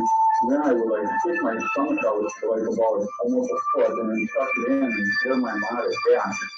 Really? Yeah, just terribly weird. I would swallow stones. So you ate rocks? Yeah, Why? because I could.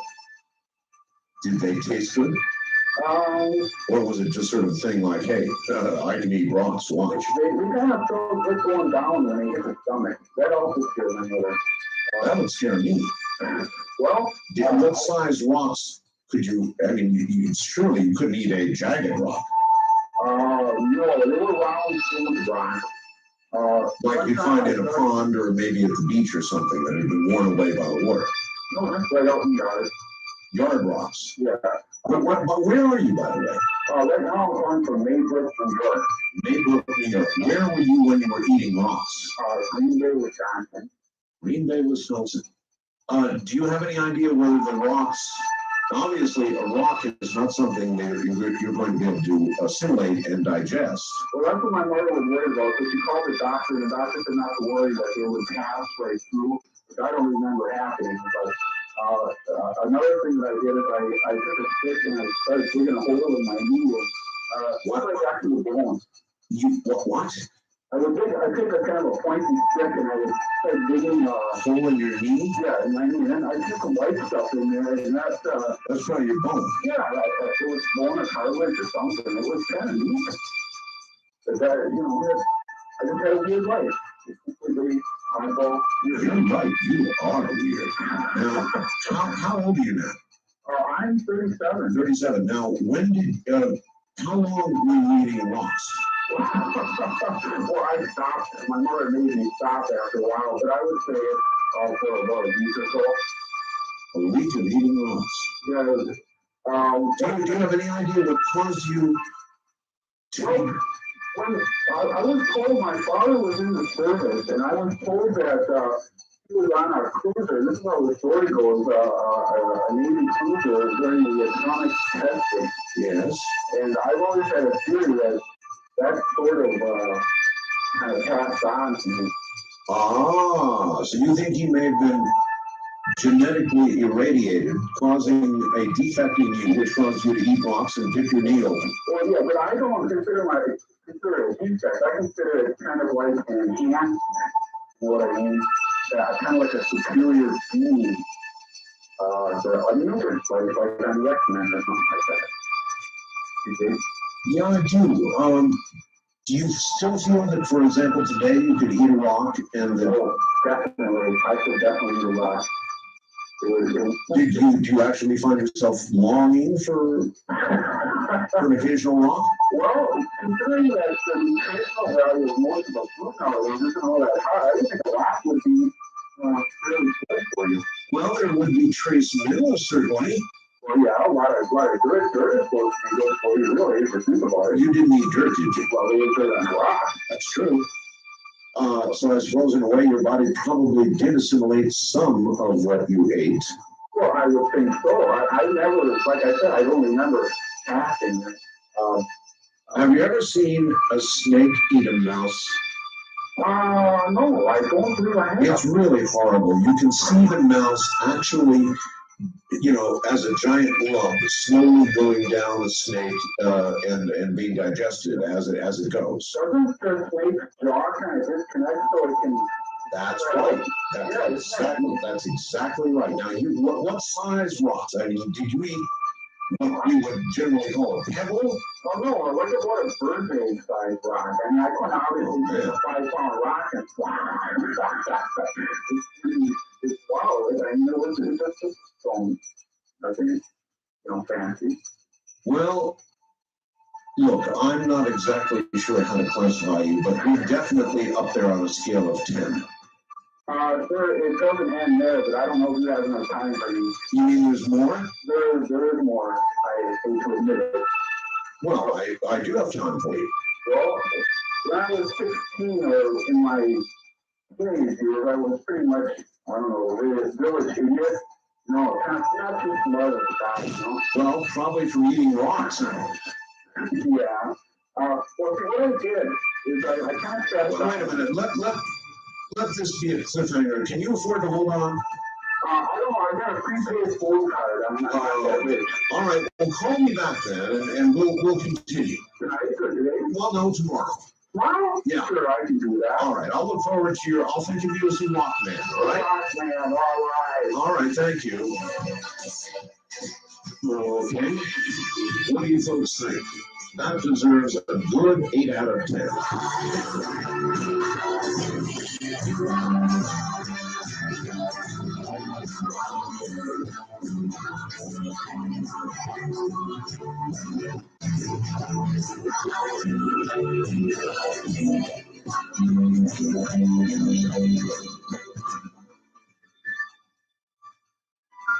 Coast to Coast AM with Art Bell. It's business as usual. It's monkey business, that is. Let's up to given the button for your question, given trouble orgasm, every 3 minutes, and the monkey given trouble orgasm once every 3 minutes for 8 hours straight. And what was the result? Did the monkey live?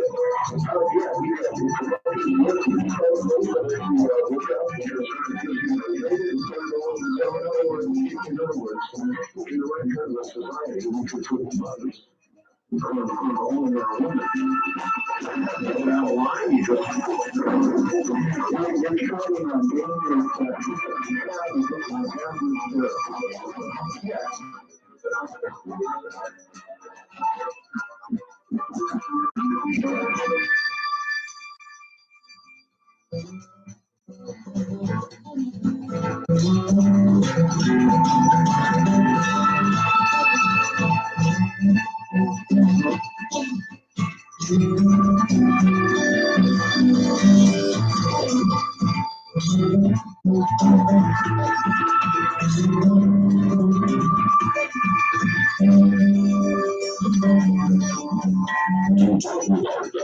From East Communities, dial 1-800-825-5033.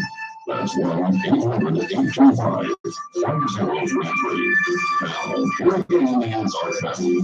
Good morning. Well, as you can see, I'm doing weird tonight, and I'm definitely not disappointed. We've had some real orders thus far. What do you folks think?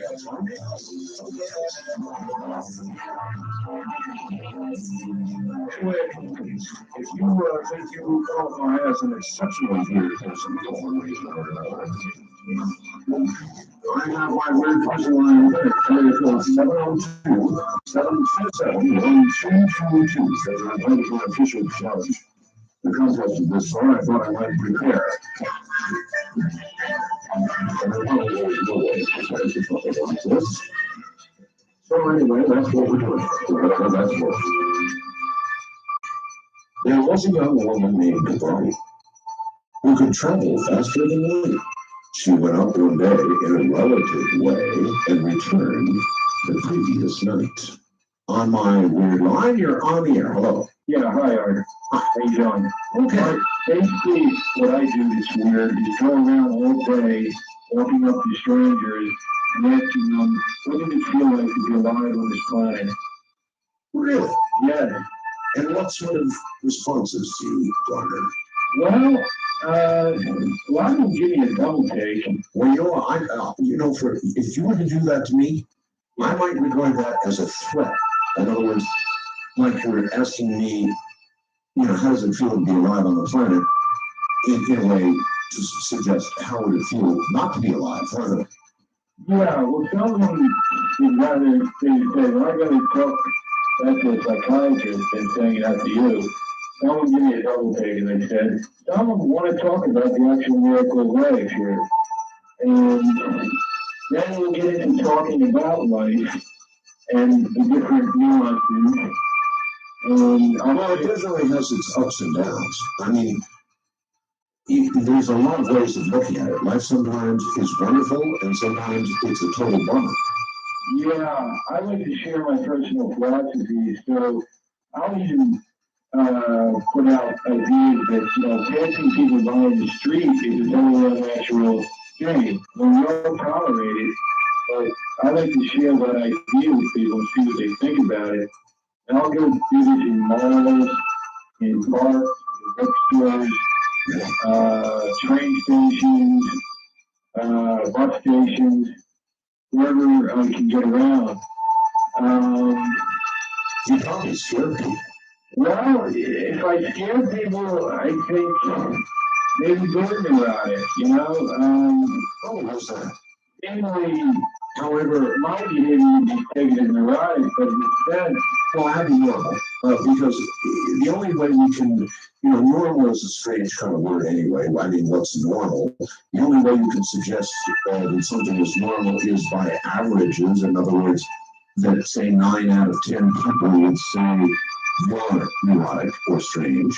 And so by that measure, I suppose we could say you are, according to the norm, neurotic. That doesn't necessarily make you so, but there's a good chance you are. Yeah, there's a psychiatrist that's dead now named R.D. Laing who spoke to this whole thing, and he said the people that go around the way they do in everyday society, robotic, like, dead, this is actually more abnormal than the so-called neurotic. In other words, the way people pass each other by in everyday society. And do you think it's really dumb when people, in effect, pass each other on the street without any form of communication? Yeah, I think. Or interaction? Well, see, we're tribal people in a sense, and the way society has been structured. Matter of fact, the social nature of us is not social in a natural, intimate sense of the word. No, absolutely not. You're right. We are very distant from each other in modern society, and you are doing your little part to change that. Yeah. Which could land you in a mental institution. Right, now this is what all the prophets did, and they were considered by crazy too. And if they came back today and they were prophets, they would probably be put in an institution, as you say. Well, I wonder when they put you in and then did your examination and tried to determine if you were sane or not, what a psychiatrist would have to say about you. I think he'd probably be under the old structure, which, trying to put dysfunctional, make people functional and put them back in a dysfunctional society. So he tried to cure it, impossible. He would try to cure you. Yeah. That seems to be the psychiatrist's way of things, to put people back into a dysfunctional society, so-called functional, which I don't think you can do. Well, that's all right. And I'm calling from King of Prussia, Pennsylvania, Okay. which is a strange name, first of all. Many people realize what that is. That is an actual town. It's probably a small town, isn't it? Yeah, it has the largest shopping mall, the third largest shopping mall in the country. See, in New York or Los Angeles, you would not actually be thought of as particularly strange, or at least, you know, as somebody who stands out because you're going around asking people this question. But I would imagine in King of Prussia, well, they probably think of you as.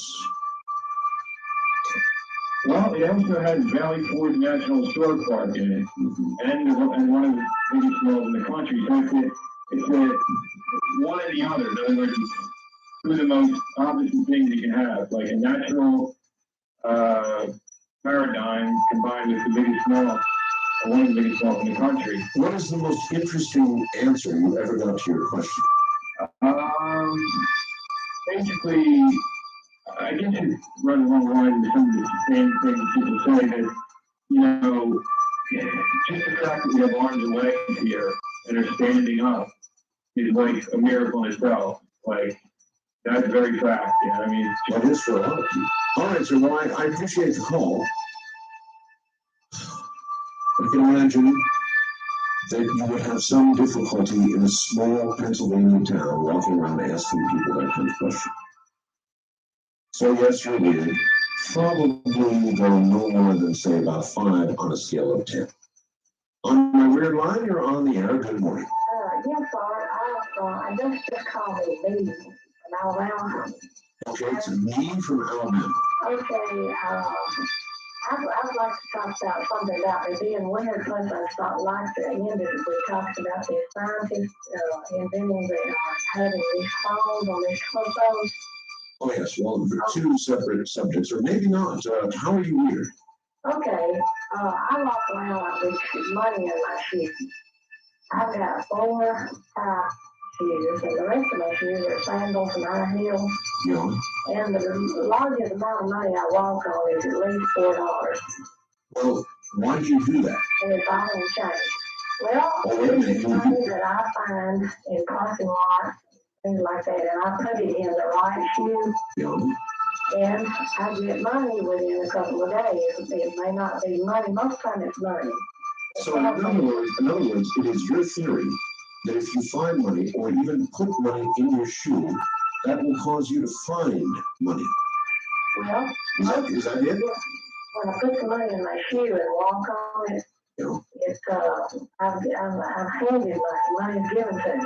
Wow. And one time I found a dime and a nickel, and that's mostly more than I find, usually it's pennies. And I thought, well, what am I going to get for that? And I was given $300 within 2 days later. And people laugh at me because when I take the shoes off somewhere when they're sitting around, there's always some change in the shoes. And every pair that I have, except my sandals or high heels, have money in it. How did you discover that this works? Well, the Bible says whatsoever the soles of your feet tread on, that shall you possess. Well, it's hard to believe they were talking. It's hard to believe they were talking about money there, though. Well, the sole of my feet's on it. Well, you can't argue with success. No. Now, can I mention that about the torsos that they're inventing for the parts, human parts? Absolutely. Did you see it on television? It was on either hard copy or Express, I'm not really sure. First this week where this doctor was on there that he had successfully removed the head from a baboon and put it on another one. And he wants to do this in humans. And they showed this paralytic in a wheelchair. And he said he would be willing for them to, if they found the body, or the body in a wreck, there wasn't nothing wrong with it, What is be willing to put his head on it. He said, if he was in my shoes, you would think so different than, Of course.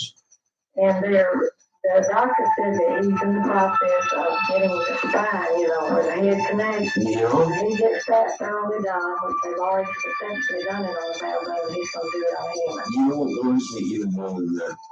I once had a guest on the show who said, we now have the technical capability to keep a head alive by itself, with no body. Well, Just they like that. probably do, like you said a while ago, they do that, but, well, they can do it, they cold too, they don't do it. Look, going back now to your earlier thing, it's very intriguing. Do you find that there's any difference in the amount of money you put in your shoe in terms of what will come to you then from doing that? Well, yes, sir, I did, because, usually I found people lose pennies for some reason. I don't know why they don't lose more, but they lose pennies. Well, I tell you one reason. People don't even pick up pennies. It's come to the stage now where a penny is worth so little that if it's on the ground, people won't even bother to reach down and pick it up. Well, I do, and I try to put it in the right shoe. Yep, well, what I mean is, let's say you had 25 cents in your shoe. And then let's say on another day you had a $100 bill in your shoe. Would there be a difference in what they would bring? I believe it. Well, yes, from what I'm doing it on the small change that I have, I know, because I haven't got $100 bill in there. That was kind of, right out there. But well, a $100 bill, all things considered, would be easier to walk on than say 25 cents. Yes, it would. But it seems like the money that I had placed in my shoe has been money that I found. Seemed like just finding it kind of adds to I understand. the ability that it's going to happen. Like I found the dime and the nickel. And I thought, gosh, wonder what that's going to bring. And I got $300 unexpectedly within about 2 days. Totally cool. 15 and 15 is 30. Like bank error in your favor, like a monopoly. All right, thank you very much. That's pretty cool. I'm going to have to give that a try. Have any of the rest of you ever done that? You find money, change, small change, pennies even, and put it in your right shoe. And then within a day or two, money will come to you through some, unexpected way. Somebody will hand you money, bank error in your favor, whatever, you will make money. I've always had to think about pennies, and I always pick them up. Very important to me. I feel as though if I ever leave a penny, I know this is, very superstitious, but if I ever leave a penny, I think that I will have terrible financial trouble, so I don't do it. I always pick up pennies. Wildcard Line, you're on the air. Hi. Yes. Good morning. Good morning, Mr. Bell. It's an honor to speak to you, and welcome back from your trip from Egypt. This is Steve. Hi, Steve. From the Area 51 line and the MIB line and all that. Oh, that's Steve. Yes. How do you like it? Oh, Steve, it is superb. Thank you. I've been ordered to return tonight and actually defend David John Oates. Really? Yeah, the earlier caller. And actually, I do agree. I would like to defend David Oates, but first I think I need to apologize for what I said in reverse about him being a rotten schmuck. So sorry, Dave. That's right. People can't control what they say in reverse. I know that. But you and I were talking about the NASA PR men, and I was thinking about them. Yeah. So I think I was talking about them. That could be. And you know where it was the other reversal where I said I beat it up? Yeah. That was the security at Area 51 I was thinking about. Oh. And where I said I make it up at the beginning, I was talking about my name. I was going to use Richard Charles Hoagland's first two names, call myself Ricardo Carlos. Yes. So I couldn't get the Spanish accent right. So I see. And Stole My Life reversal. The Man in Black? Yes. I was thinking about the Women in Black. I tell the men in black what to do, but the women in black tell me what to do, and I was thinking about that. That's what I meant by Stole My Life. And I bet you're interested in finding the script. Vaguely. Mm-hmm. Find the script in reversal. It was on the other side of the room, and I didn't have it with me. And he had one reversal, David did. It said, I'm arrogant, But I was actually thinking in my mind, it was near the end of the call, I was thinking, I'm going to have to be on the air again. And that's why that happened like that. He said on another reversal that I pierced a big enemy, but that was actually me saying I fear it's the big enemy. And I also can tell you why you were knocked off the air that night. Why? You were knocked off the air by the Supreme Commandant. Of what? Of the Palladium Alliance. She told me all about it and showed me a 3D image of the caller called David from Philadelphia, who should have sent you a package by now. And not that I know of. And well, he will. And he believes it's a hoax now, but he doesn't realize that he has been forced to believe that he hoaxed the call. But the call was timed. His call, he was forced to time his call to when she blacked out the satellite, so that it would create more credibility. So it was definitely a she who did it. Yes, yes, and she wanted me to tell you about Ed Dames and his explanation for the lights over in Phoenix. Yes.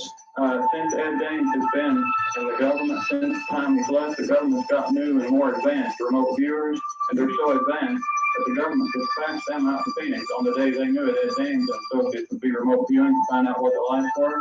These new government advanced remote viewers were able to project images of industrial infrared lasers intersecting each other into the mind of Ed Dames and his associates to cause him and to break the belief barrier and cause him to believe that that's what caused the light. So you're telling me that Ed Dames was remotely influenced? He was remotely programmed, and I've got all the documents here. I can explain who did it and how, and I can even tell you something about Bill Clinton visiting South America and how he visited those military families down there. You know? All right, well, we'll have to move it there. We're at the top of the hour. Thanks for all of that info, and we'll have to check with Ed and see what he thinks. We'll be right back. Stay right where you are.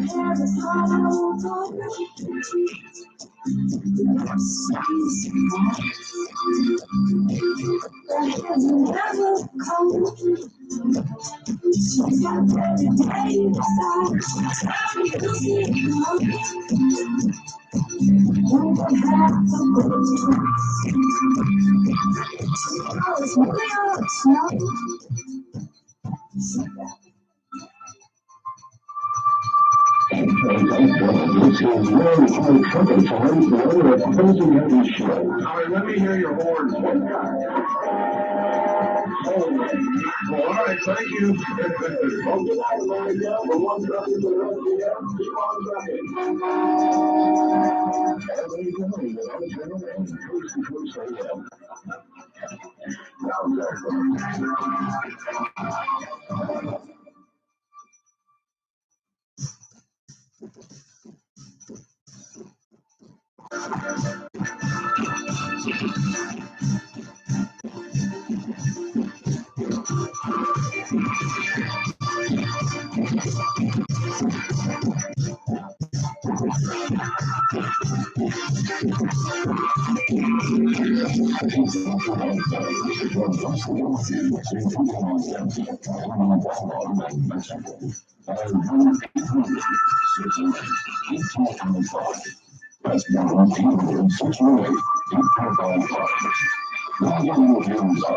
Once again, here I am,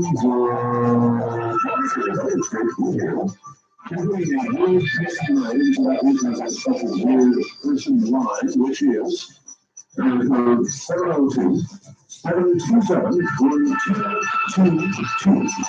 And I should not forget that you want to call us from anywhere overseas, from London, from Australia, from New Zealand, from anywhere in Europe, from South America. We've got a toll-free line. An international toll-free line. It will not cost you anything. So if you're sitting there listening to a real audio right now from AudioNet in Dallas, those good people, anywhere in the world, you can call us by getting hold of the AT&T operator or getting the AT&T USA Direct Country code for your country and then dialing 800-893-0903. That's 800-893-0903. I'm always forgetting to read that. Well, all right, here we go again on my weird line. You are on the air. Good morning. No, where are you? In Alabama, actually. Alabama, all right. Kind of transplanted from Pennsylvania, but I like to eat paste. Come again. Paste? Paste, you mean like Elmer's glue, that kind of paste? Yeah. I ate paste when I was a little kid. Yeah. First grade, you ever have you roll them up in your palm and make the peeling skin off your hand, right? Now you're talking about super glue. No, not super glue, because that's sticks your fingers together. I mean, well, I mean, you said peel the skin off your hand.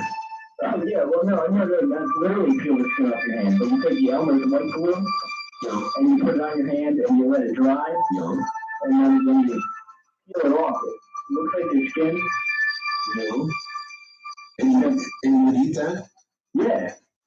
That, or, like the kind of, sticky stuff that smells kind of funny, like in art class when you were a little kid. It's kind of white, but I don't.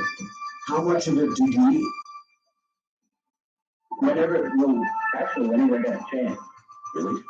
I mean, is that the sort of thing you got to develop a taste for, or did you naturally, I mean, how did it start? Did you casually lick your hand one day and say, "Ooh, that's good"?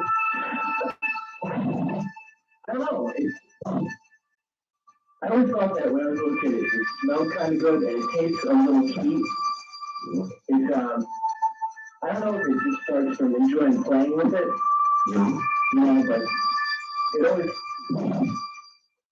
it's got a nice kind of sweet kind of taste to it. It's like a candy kind of thing. And I don't know, I always just kind of enjoy it. I mean, I don't know how actually.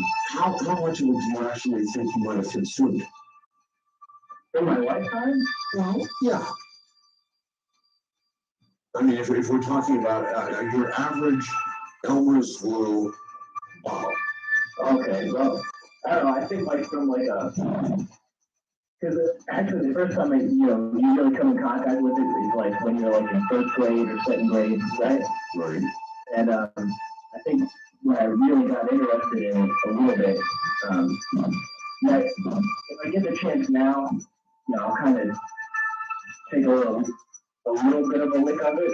Yeah. But it's not like when I was a kid. So it's like you don't feast on it now. No. But you did when you were young. But I haven't had it. Yeah, absolutely. But did anybody, your teachers, your mother, your father, anybody ever talk to you about it? No, it wasn't like a mom or dad kind of at the house thing. It was more of an in class, like Wednesday art class kind of thing. Sure, when they give you glue and all right. Well, were there any effects that you suffered or enjoyed from this? In other words, as the glue passed through your system? I don't really think so, except for, like I said, I don't know how weird it is, but I mean, I'm not necessarily embarrassed about it by now. That's all right. You know what I used to eat? What? Erasers. Erasers? Yeah. The pink kind? Well, they're, like erasers on the end of a pencil. Right. I always thought they tasted reasonably decent. Well, there's the kind that it's about like an inch and about 3/4 of an inch wide, about 2 inches long. It's called a pink cow. You know what kind that is? Yeah, I wouldn't eat that. That's too much. Well, yeah. But anyway. So you ate glue. Yeah, absolutely. It's not exactly glue. It is glue, but I don't mean like in the rubber cement kind of way. Yeah. Not the kind that you get on the brush. But I mean the paste that comes. It's a specific kind. Elmer's makes it, and when you open it up, it has a paddle inside, like a little thin kind of plastic. Sure. You know what I mean? Sure. Of course, I remember. Yeah. I don't know. It's kind of tasty. Well, all right. I don't know if that's weird or not. I don't know. It may even have nutritional value for all I know. I have absolutely no idea. All right. How old are you now? 25. 25. Yeah. It may be that you don't naturally eliminate it, and one day when you have not had enough liquids, the paste will solidify and glue you shut. Well, I had to have my appendix done in March. I don't know. I got one or better. But that or chewing bubble gum. Yeah, a lot of people swallow bubble gum. Yeah. That's not good. All right, well, listen, thank you very much. You definitely qualify as in there. He eats paste. Now, as an adult, he does not consume large quantities, as he did earlier, but rather takes an occasional lick. On my international line, you are on the air. Good morning. Good morning, George. Where are you? Hello. Yeah, okay, welcome back. Well, thank you. Where are you? From Kamloops, British Columbia. All right. Larry? Yes, Larry.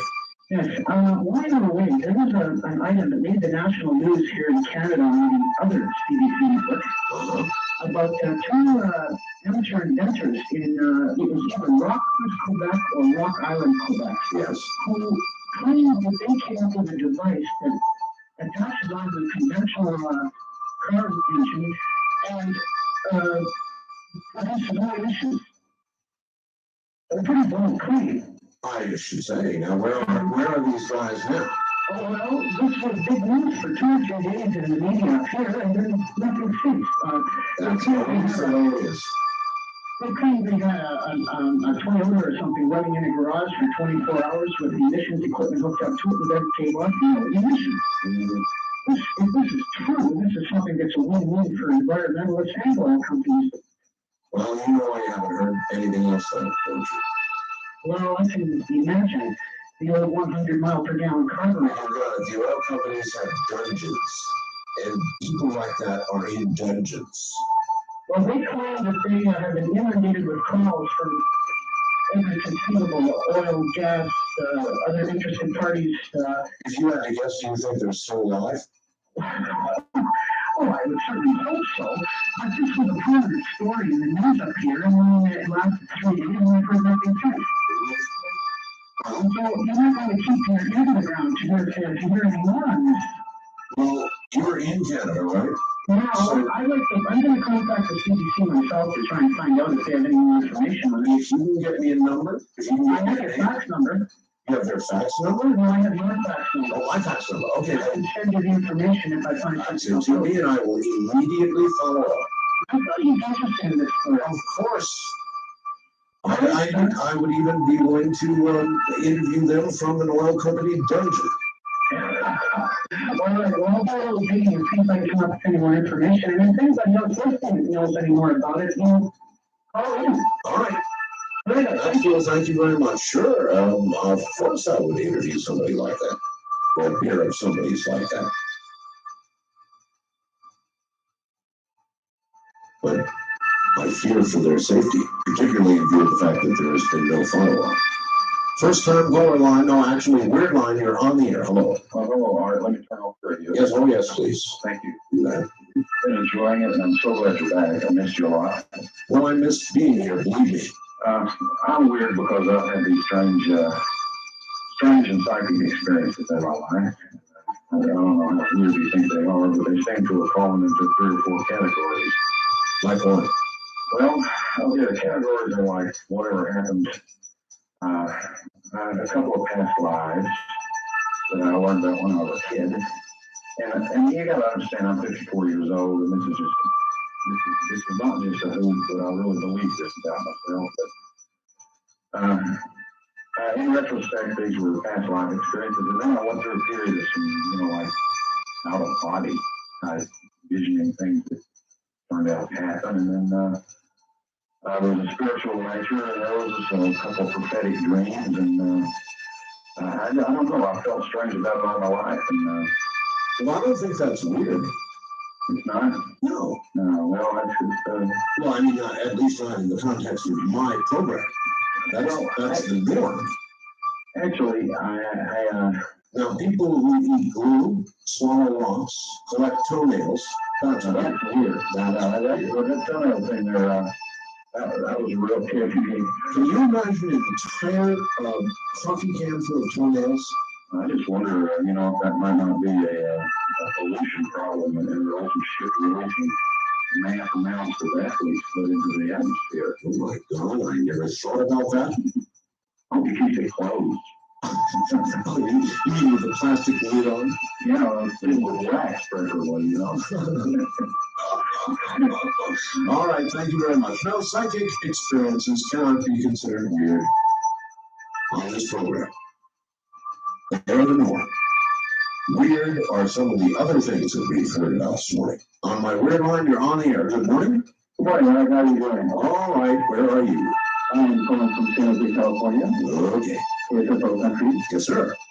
And glad to hear you back from Egypt. Hope you had a good time. I did. And the reason I'm calling is I am none other than the great Satchidananda. The what? The great Satchidananda. What is that? Well, I am a master in the Great White Brotherhood. Great White Brotherhood? Yeah, you ever heard of that? Is that like some sort of racist thing? No. Got nothing to do with that.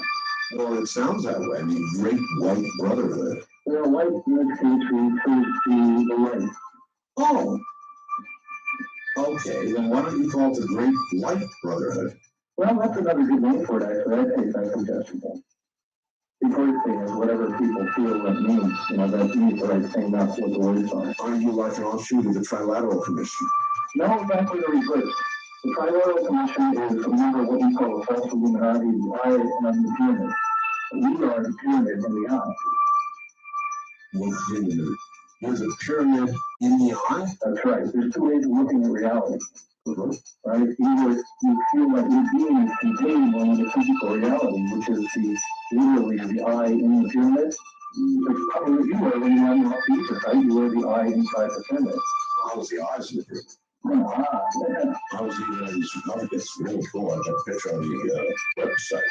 I haven't gotten to that yet. As a matter of fact, I'm glad you mentioned that. Do you mind if I take a second out to tell everybody about something? I'd be glad. There was a UFO that appeared over Las Vegas this last Friday. And I received a whole bunch of faxes and email about it. And finally, somebody sent me a photograph taken from a video shot of what appeared over Las Vegas, and it's on my website right now. And thank you for reminding me. So anybody who wants to see, yeah, right. Anybody who wants to see what appeared over Las Vegas, it's at www.artcell.com. Thank you. Oh, you're welcome. Anyway. So, the sarcophagus figures into this thing because you see the pyramid was an initiation place to show people that to transcend from becoming the consciousness of being trapped inside physical reality, to get them to so more or less die. And when they die, not literally, but figuratively, and when they die, they realize that all of physical reality is contained within consciousness. Actually, the reverse. That's what I mean by the pyramid in the eye. How many people are in this? I presume it is a secret brotherhood. Well, it is a secret brotherhood, but it's not secret by virtue of the fact that we don't tell anybody. It's mostly secret by the fact that nobody will believe you when you tell them. That's what makes it so weird in the context of today. See, now that's exactly how the Trilateral Commission flourishes. Well, the darkness always tries to emulate the light. But I mean, in a lot of ways, though your goals may be different, you sound a lot alike. Well, that's because that's what drives for the devil is his God, right? So you consider, well, I'm sure the people in the Trilateral Commission consider themselves to be light beings. They do, but there's one difference you can always tell them, Mark, which is they will always try to trap and control people, take away their freedom. Even the Great White Brotherhood, taking your suggestion, will always try to bring people to themselves. Like, I'm not a guru, I may be a master, but I'm not a guru. I would never ask anybody to follow me because you know what? You know this. Everyone recognizes the truth for itself when they hear it. Everyone always makes the judgment of truth by themselves. Do you guys have like secret ceremonies and secret handshakes and stuff? Well, sometimes, sometimes people get together, but not really. It's not really a brotherhood in a physical sense that we get together with meetings or whatever. But we know each other when we encounter each other and we talk to each other and we recognize the hallmark. Okay, how would you recognize another brother? Well, one way to do it would be to talk to them for a while. And if they tell me the great secret, the last secret, which is there's only one consciousness in the universe, not many, then I know right away. but it's a brother. Yeah. Okay. Well, that's cool. Thank you. Yeah, that's weird. Take care. Bye. You know what you're hearing here? This is Cusco. It's from Throwback 3. And guess what the name of this cup is? It's called Perot. Big water. Now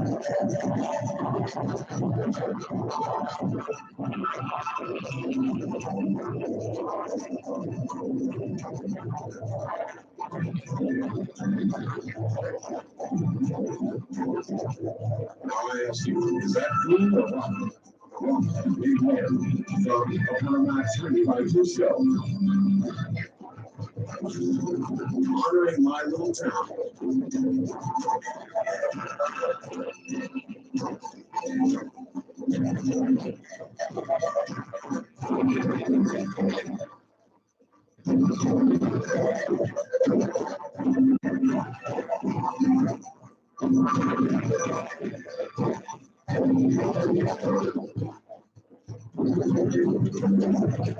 I've answered. This is coast to coast.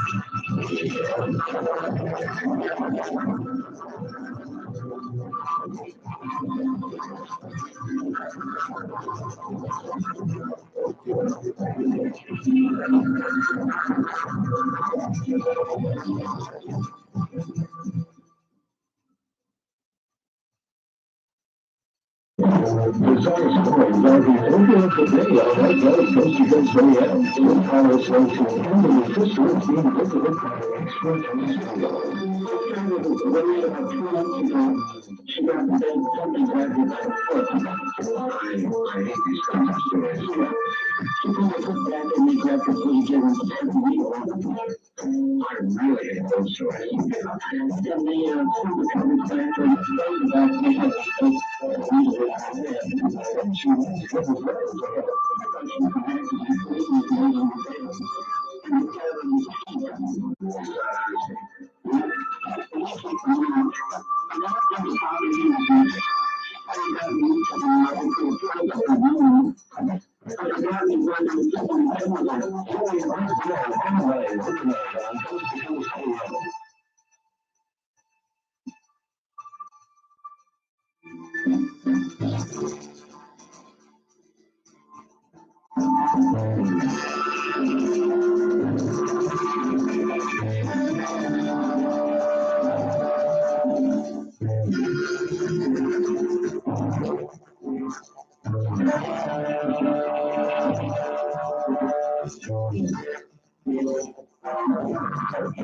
Something on my FaceTime callers and everything from 702 727 Weird words that's going for 727 1223.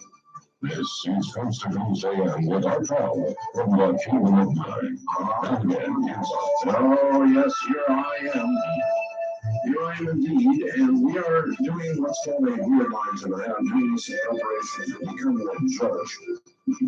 Be a judge, because our strange universe is going to have a contest to find the weirdest person in the world. And I already have several obvious contestants this morning. So I can see this is going to be fun. No question about it. Here's a fax from somebody. Hi, Art. Just about everybody I know, including myself, thinks I'm weird. For example, my favorite desert dish, excuse me, dessert, is a vanilla ice cream with a rich topping of Pepto-Bismol and a couple of slices of pickle. I also prefer to drive my car in reverse rather than forward, and with deflated tires. What do you think of that? Regards from Merrick in Vancouver, BC. You drive your car in reverse with deflated tires? Phew, definitely abnormal. On my weird line, you're on the air. Good morning. Hello there. That one broke me up. I'm so sorry. Yeah, I go to do something a long time ago, and I talked to all their business. Anyway, I can separate traffic, okay? And what I do is this is the Los Angeles listeners are on now. You can separate traffic.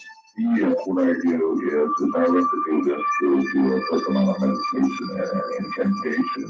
And what I can do is I can separate it just by you meditate first and you do this over a study of a period of time. And for the Los Angeles listeners, this will be important to them. I used to work in Long Beach and I used to go over to San Diego there, okay? And that 405 over there is about 10 miles wide anyway. And I was temporarily always because I worked the night shift. Sure. And it's probably just get out of my way, get out of my way. When I go past the car, it's example when I'm driving mostly up to Santa Barbara, but I don't do that now. I wouldn't before you close to the phone. But anyway, what I do, they get up near a car and they always pull back because I'm thinking that they're thinking that I am going faster than them. The truth of the matter is I'm not. Or they would take back up to the floor and I go right past them. I am favorite 90% of the time. So you induce in them a feeling that you are really, really going fast and they need to get out of your way. Absolutely. And the thing is, I stopped doing this and these, your LA listeners will be able to verify this. For the last 4 or 5 years, I lived in Los Angeles, which is in the late 70s and early 80s. There was 8 shootings on the 405. You don't think you were responsible, do you? No, I'm not responsible, but I thought that maybe if I did this kind of thing and people didn't know what was going on, they could shot at me. There's a better one than that. Now, this one is a little different, but it comes out the same. I can stop the rain. Now, here is the big kicker to that. I had, this is done through a motion. Now, I won't say this. You can stop the rain. Yes, I've done it. Well, then you are the answer to that famous question posed by Creedence Clearwater Revival. No, Remember that whole stop the rain? I'll tell you what, I could demonstrate it to you if you give me a reason to know this is the Well, it doesn't rain enough here to make a good demonstration. But no, I seriously did this. I had a little, why I'm saying that 125 witnesses or thereabouts, is I had a dear friend that died. I felt pretty maturely, and I was very, very upset. And his wife, which was a dear friend of mine also, was very upset, and it was a rainy day, but they buried him, okay? Sure. And the thing is, I walked her back to the car before, maybe, okay, so I did that, they had a finger in my ears, and the thing is I felt so bad, and the thing is, I felt bad through the funeral, because it was an outdoor funeral, and they didn't have the money mark. It really was sad for me, so sad. Anyway, and what I did is I talked to God, if you wish, but I wanted to rain this stuff. I didn't want it to rain on her. He didn't matter. And so I notified her in the car, in the limousine and so forth. And during that period of time, it had stopped raining. And I've done this twice, and it was all over an emotional response from me, which is not the same as the party of traffic. This was an emotional thing. I understand. Now, So I think I have the power to do it. well, this is a hell of a year for you because there is El Nino. You know what that is? Yeah, but I do. When I can go out here and catch, they get a marlin in Seattle. See, I live right on Lake Creek is. You're right up there. Yeah, I live there. And the thing is we're getting fresh tuna right off the bay here. And the thing is, it's $250 out. Okay, so that gives you an example of what's going on. Here's what I really at a good position here, and I've been able to do the hurricane, a class 2 hurricane came over here, and it did very little damage, and I And you take credit for that. no, I don't, no. Make it straight. I take credit for this house that I lived in, not to be damaged. I see. Well, so in other words, you can have a personal localized effect. That is correct, and I wouldn't want to go any further than this. I am not God, I got a on the power, and I got to see my teaching and my learning. Well, that is, to most people, a little godlike. Well, yeah, most people are part of that one that is anyway. There is only one, by the way. I think you know that already. Well, I know, but there's a little piece of him in all of us, I think. I do believe that it is called, it is something of, I run a little group here, I call it the Church of I Am. Well, this is I am God, and what I am God means is not a music. Am I also a tax exempt? If you wish to be. All right, I've got to run, sir. I appreciate your call, and I appreciate your ability to be able to stop the rain. That's cool. I would like to see that demonstrated, particularly on, like one of those steady, rainy days where you know it's going to rain all day long. You get very few of them in the desert, but I would love to see a demonstration of that. Good morning, you're on my ear line and on the air. Good morning, Bill. Hi. It's pleasure to the program, but I'm not qualified for the category which you stated. You are? I'm not possibly qualified. In what way? I'm the only business so far as I know in the world that has a system around designing and keeping it alive, but also sell hardware. I am totally 100% dependent upon pacemaker technology. Yes. Well, there are many people who place for you. Well, but that's not the story. The thing is, out of the million or so in this country of pacemakers, about 250,000 are typically determined pacemakers. Yes. Other than 150 parts of the component parts of the pacemaker malfunction, They're out of debt. They're dead. The only year I have tried to come up with some means of find a way to build a funding system for those who are totally pacemaker dependent, such as myself. And I finally was able to do this in 1993. I had the system pre-planted, and since that time the system has kept me alive from one event when two pacemakers malfunctioning. And malfunctioning doesn't matter with firing and ejection to keep the heart going. Bad news. Bad news. So the point being is that I have just had my system rejuvenated replacement, I think, the third time, except that each time, the third time on the system, physicians refused to go ahead because they couldn't understand why you were more than one pacemaker. So your idea, what you've done is put two pacemakers in? That's correct. I keep all the stuff in art. And we put in one pacemaker that runs a steady rate to 12 dBi, runs at 80 feet. That's the primary power source. The secondary backup unit is set to kick in at 45. If the main pacemaker and the primary unit malfunctions or the lead should go bad. And it drops down below it, and then to get to 44, the backup unit comes on, which will keep me alive long enough to get the main source replaced. I've got you, and you designed this yourself. Yeah. Well, how did you get them to implant it in you? I had one heck of a time. Like you can imagine talking to physicians of the aerospace site. It's like talking to a brick wall. I had a very double the time getting this thing in. And right now I've got the secondary backup as I'm looking at a possible study on the leads in the future. I just came out of hospital where they refused to replace the secondary backup unit. I understand. I had me under anesthesia. It's a tricky thing. The really unfortunate thing is I haven't had this unit implanted, which is redundancy, backup.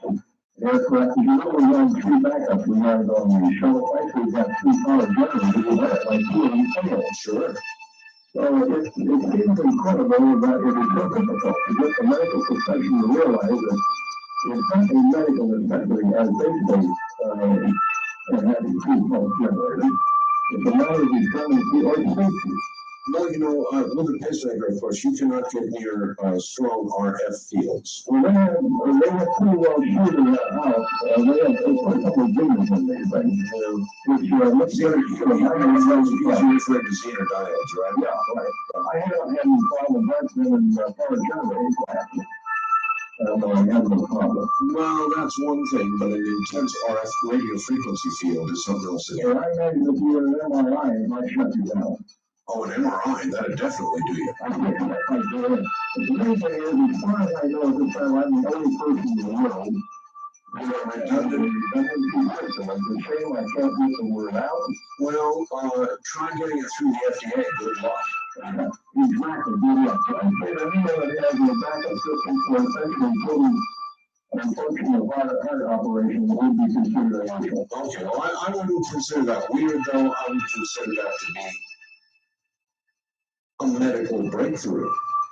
In other words, here's a man who has designed a backup that once the heart rate, which is supposed to be maintained at 80, drops to 40, the backup automatically kicks in, giving the doctors time to get another pacemaker in. He has designed his own backup system. Brilliant. East of the Rockies, you're on the air. Good morning. Good morning, this is Dan. Hi, Dan. Welcome back. Thank you. It's good to be here. I have a couple of questions. Before I get into the questions, there's something that happened last night at WRC here in Washington. And within 30 minutes, right in the middle of your program, I started running this emergency call. Oh, yes. Stations are required to do that every so often. Well, it's very new enough to the time when they do that kind of request to do it every day. Not in the middle of the program. Well, it depends. Sometimes it is an automated deal, and it just runs when it is told to run. I see. Okay. I was going to ask you, when you're in the field, did you have any unusual sensations or extreme consciousness while you were inside? Yes. No, I will. Sure, I'll talk to you about it. All right. Please listen on the air. There near our nation's capital. Yes, the answer is yes. And it occurred when I lay in the sarcophagus. There is actually a photograph of me laying in there. And let's see, how do I describe to you what I felt? I spoke words when I was lying in the sarcophagus, and there was a resonance that I did not just hear, but I felt in every part of my being. I'm going to describe this the best way I can. I guess I've been waiting for somebody to ask that question. In every bone, in every fiber of my being, I felt a resonance occurring. As I simply spoke, I heard the resonance, but more than hearing it, I felt it. Now, I don't know if this properly describes it, and I just can't put the right words together to exactly describe to you what I felt. It was sort of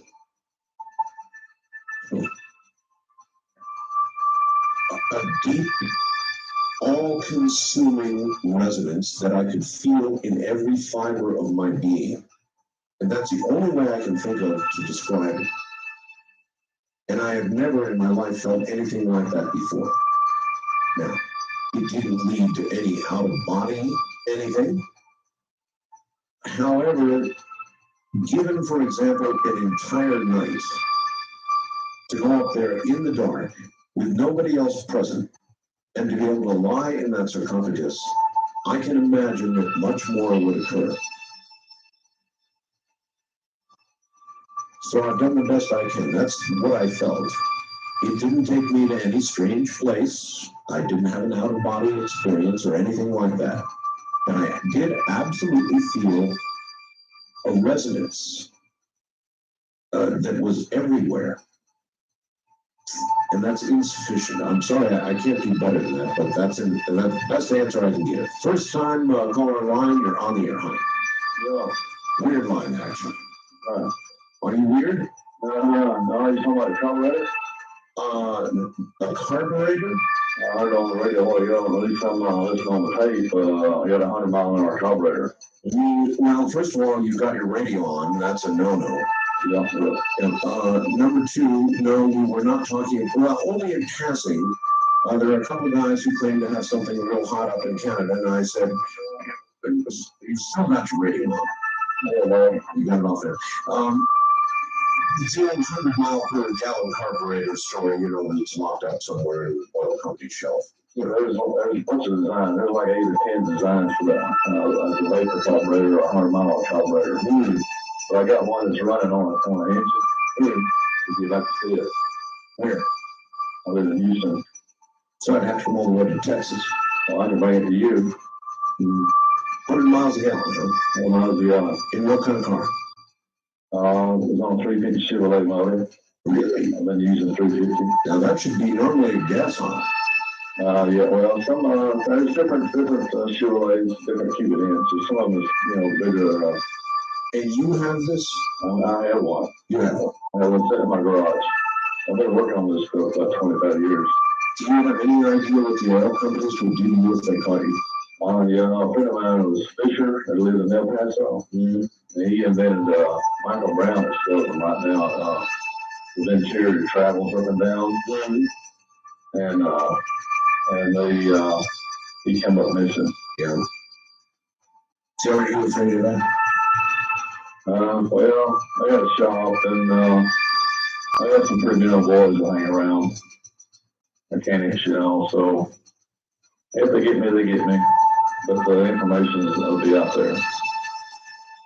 Well, I'm sure that's what they all thought. I mean, you're not the only one who's done this, Right. according to history. Right. According to history, this system has been around for a long time. There's patent, you go to the patent office in 1932, the first vapor carburetor built.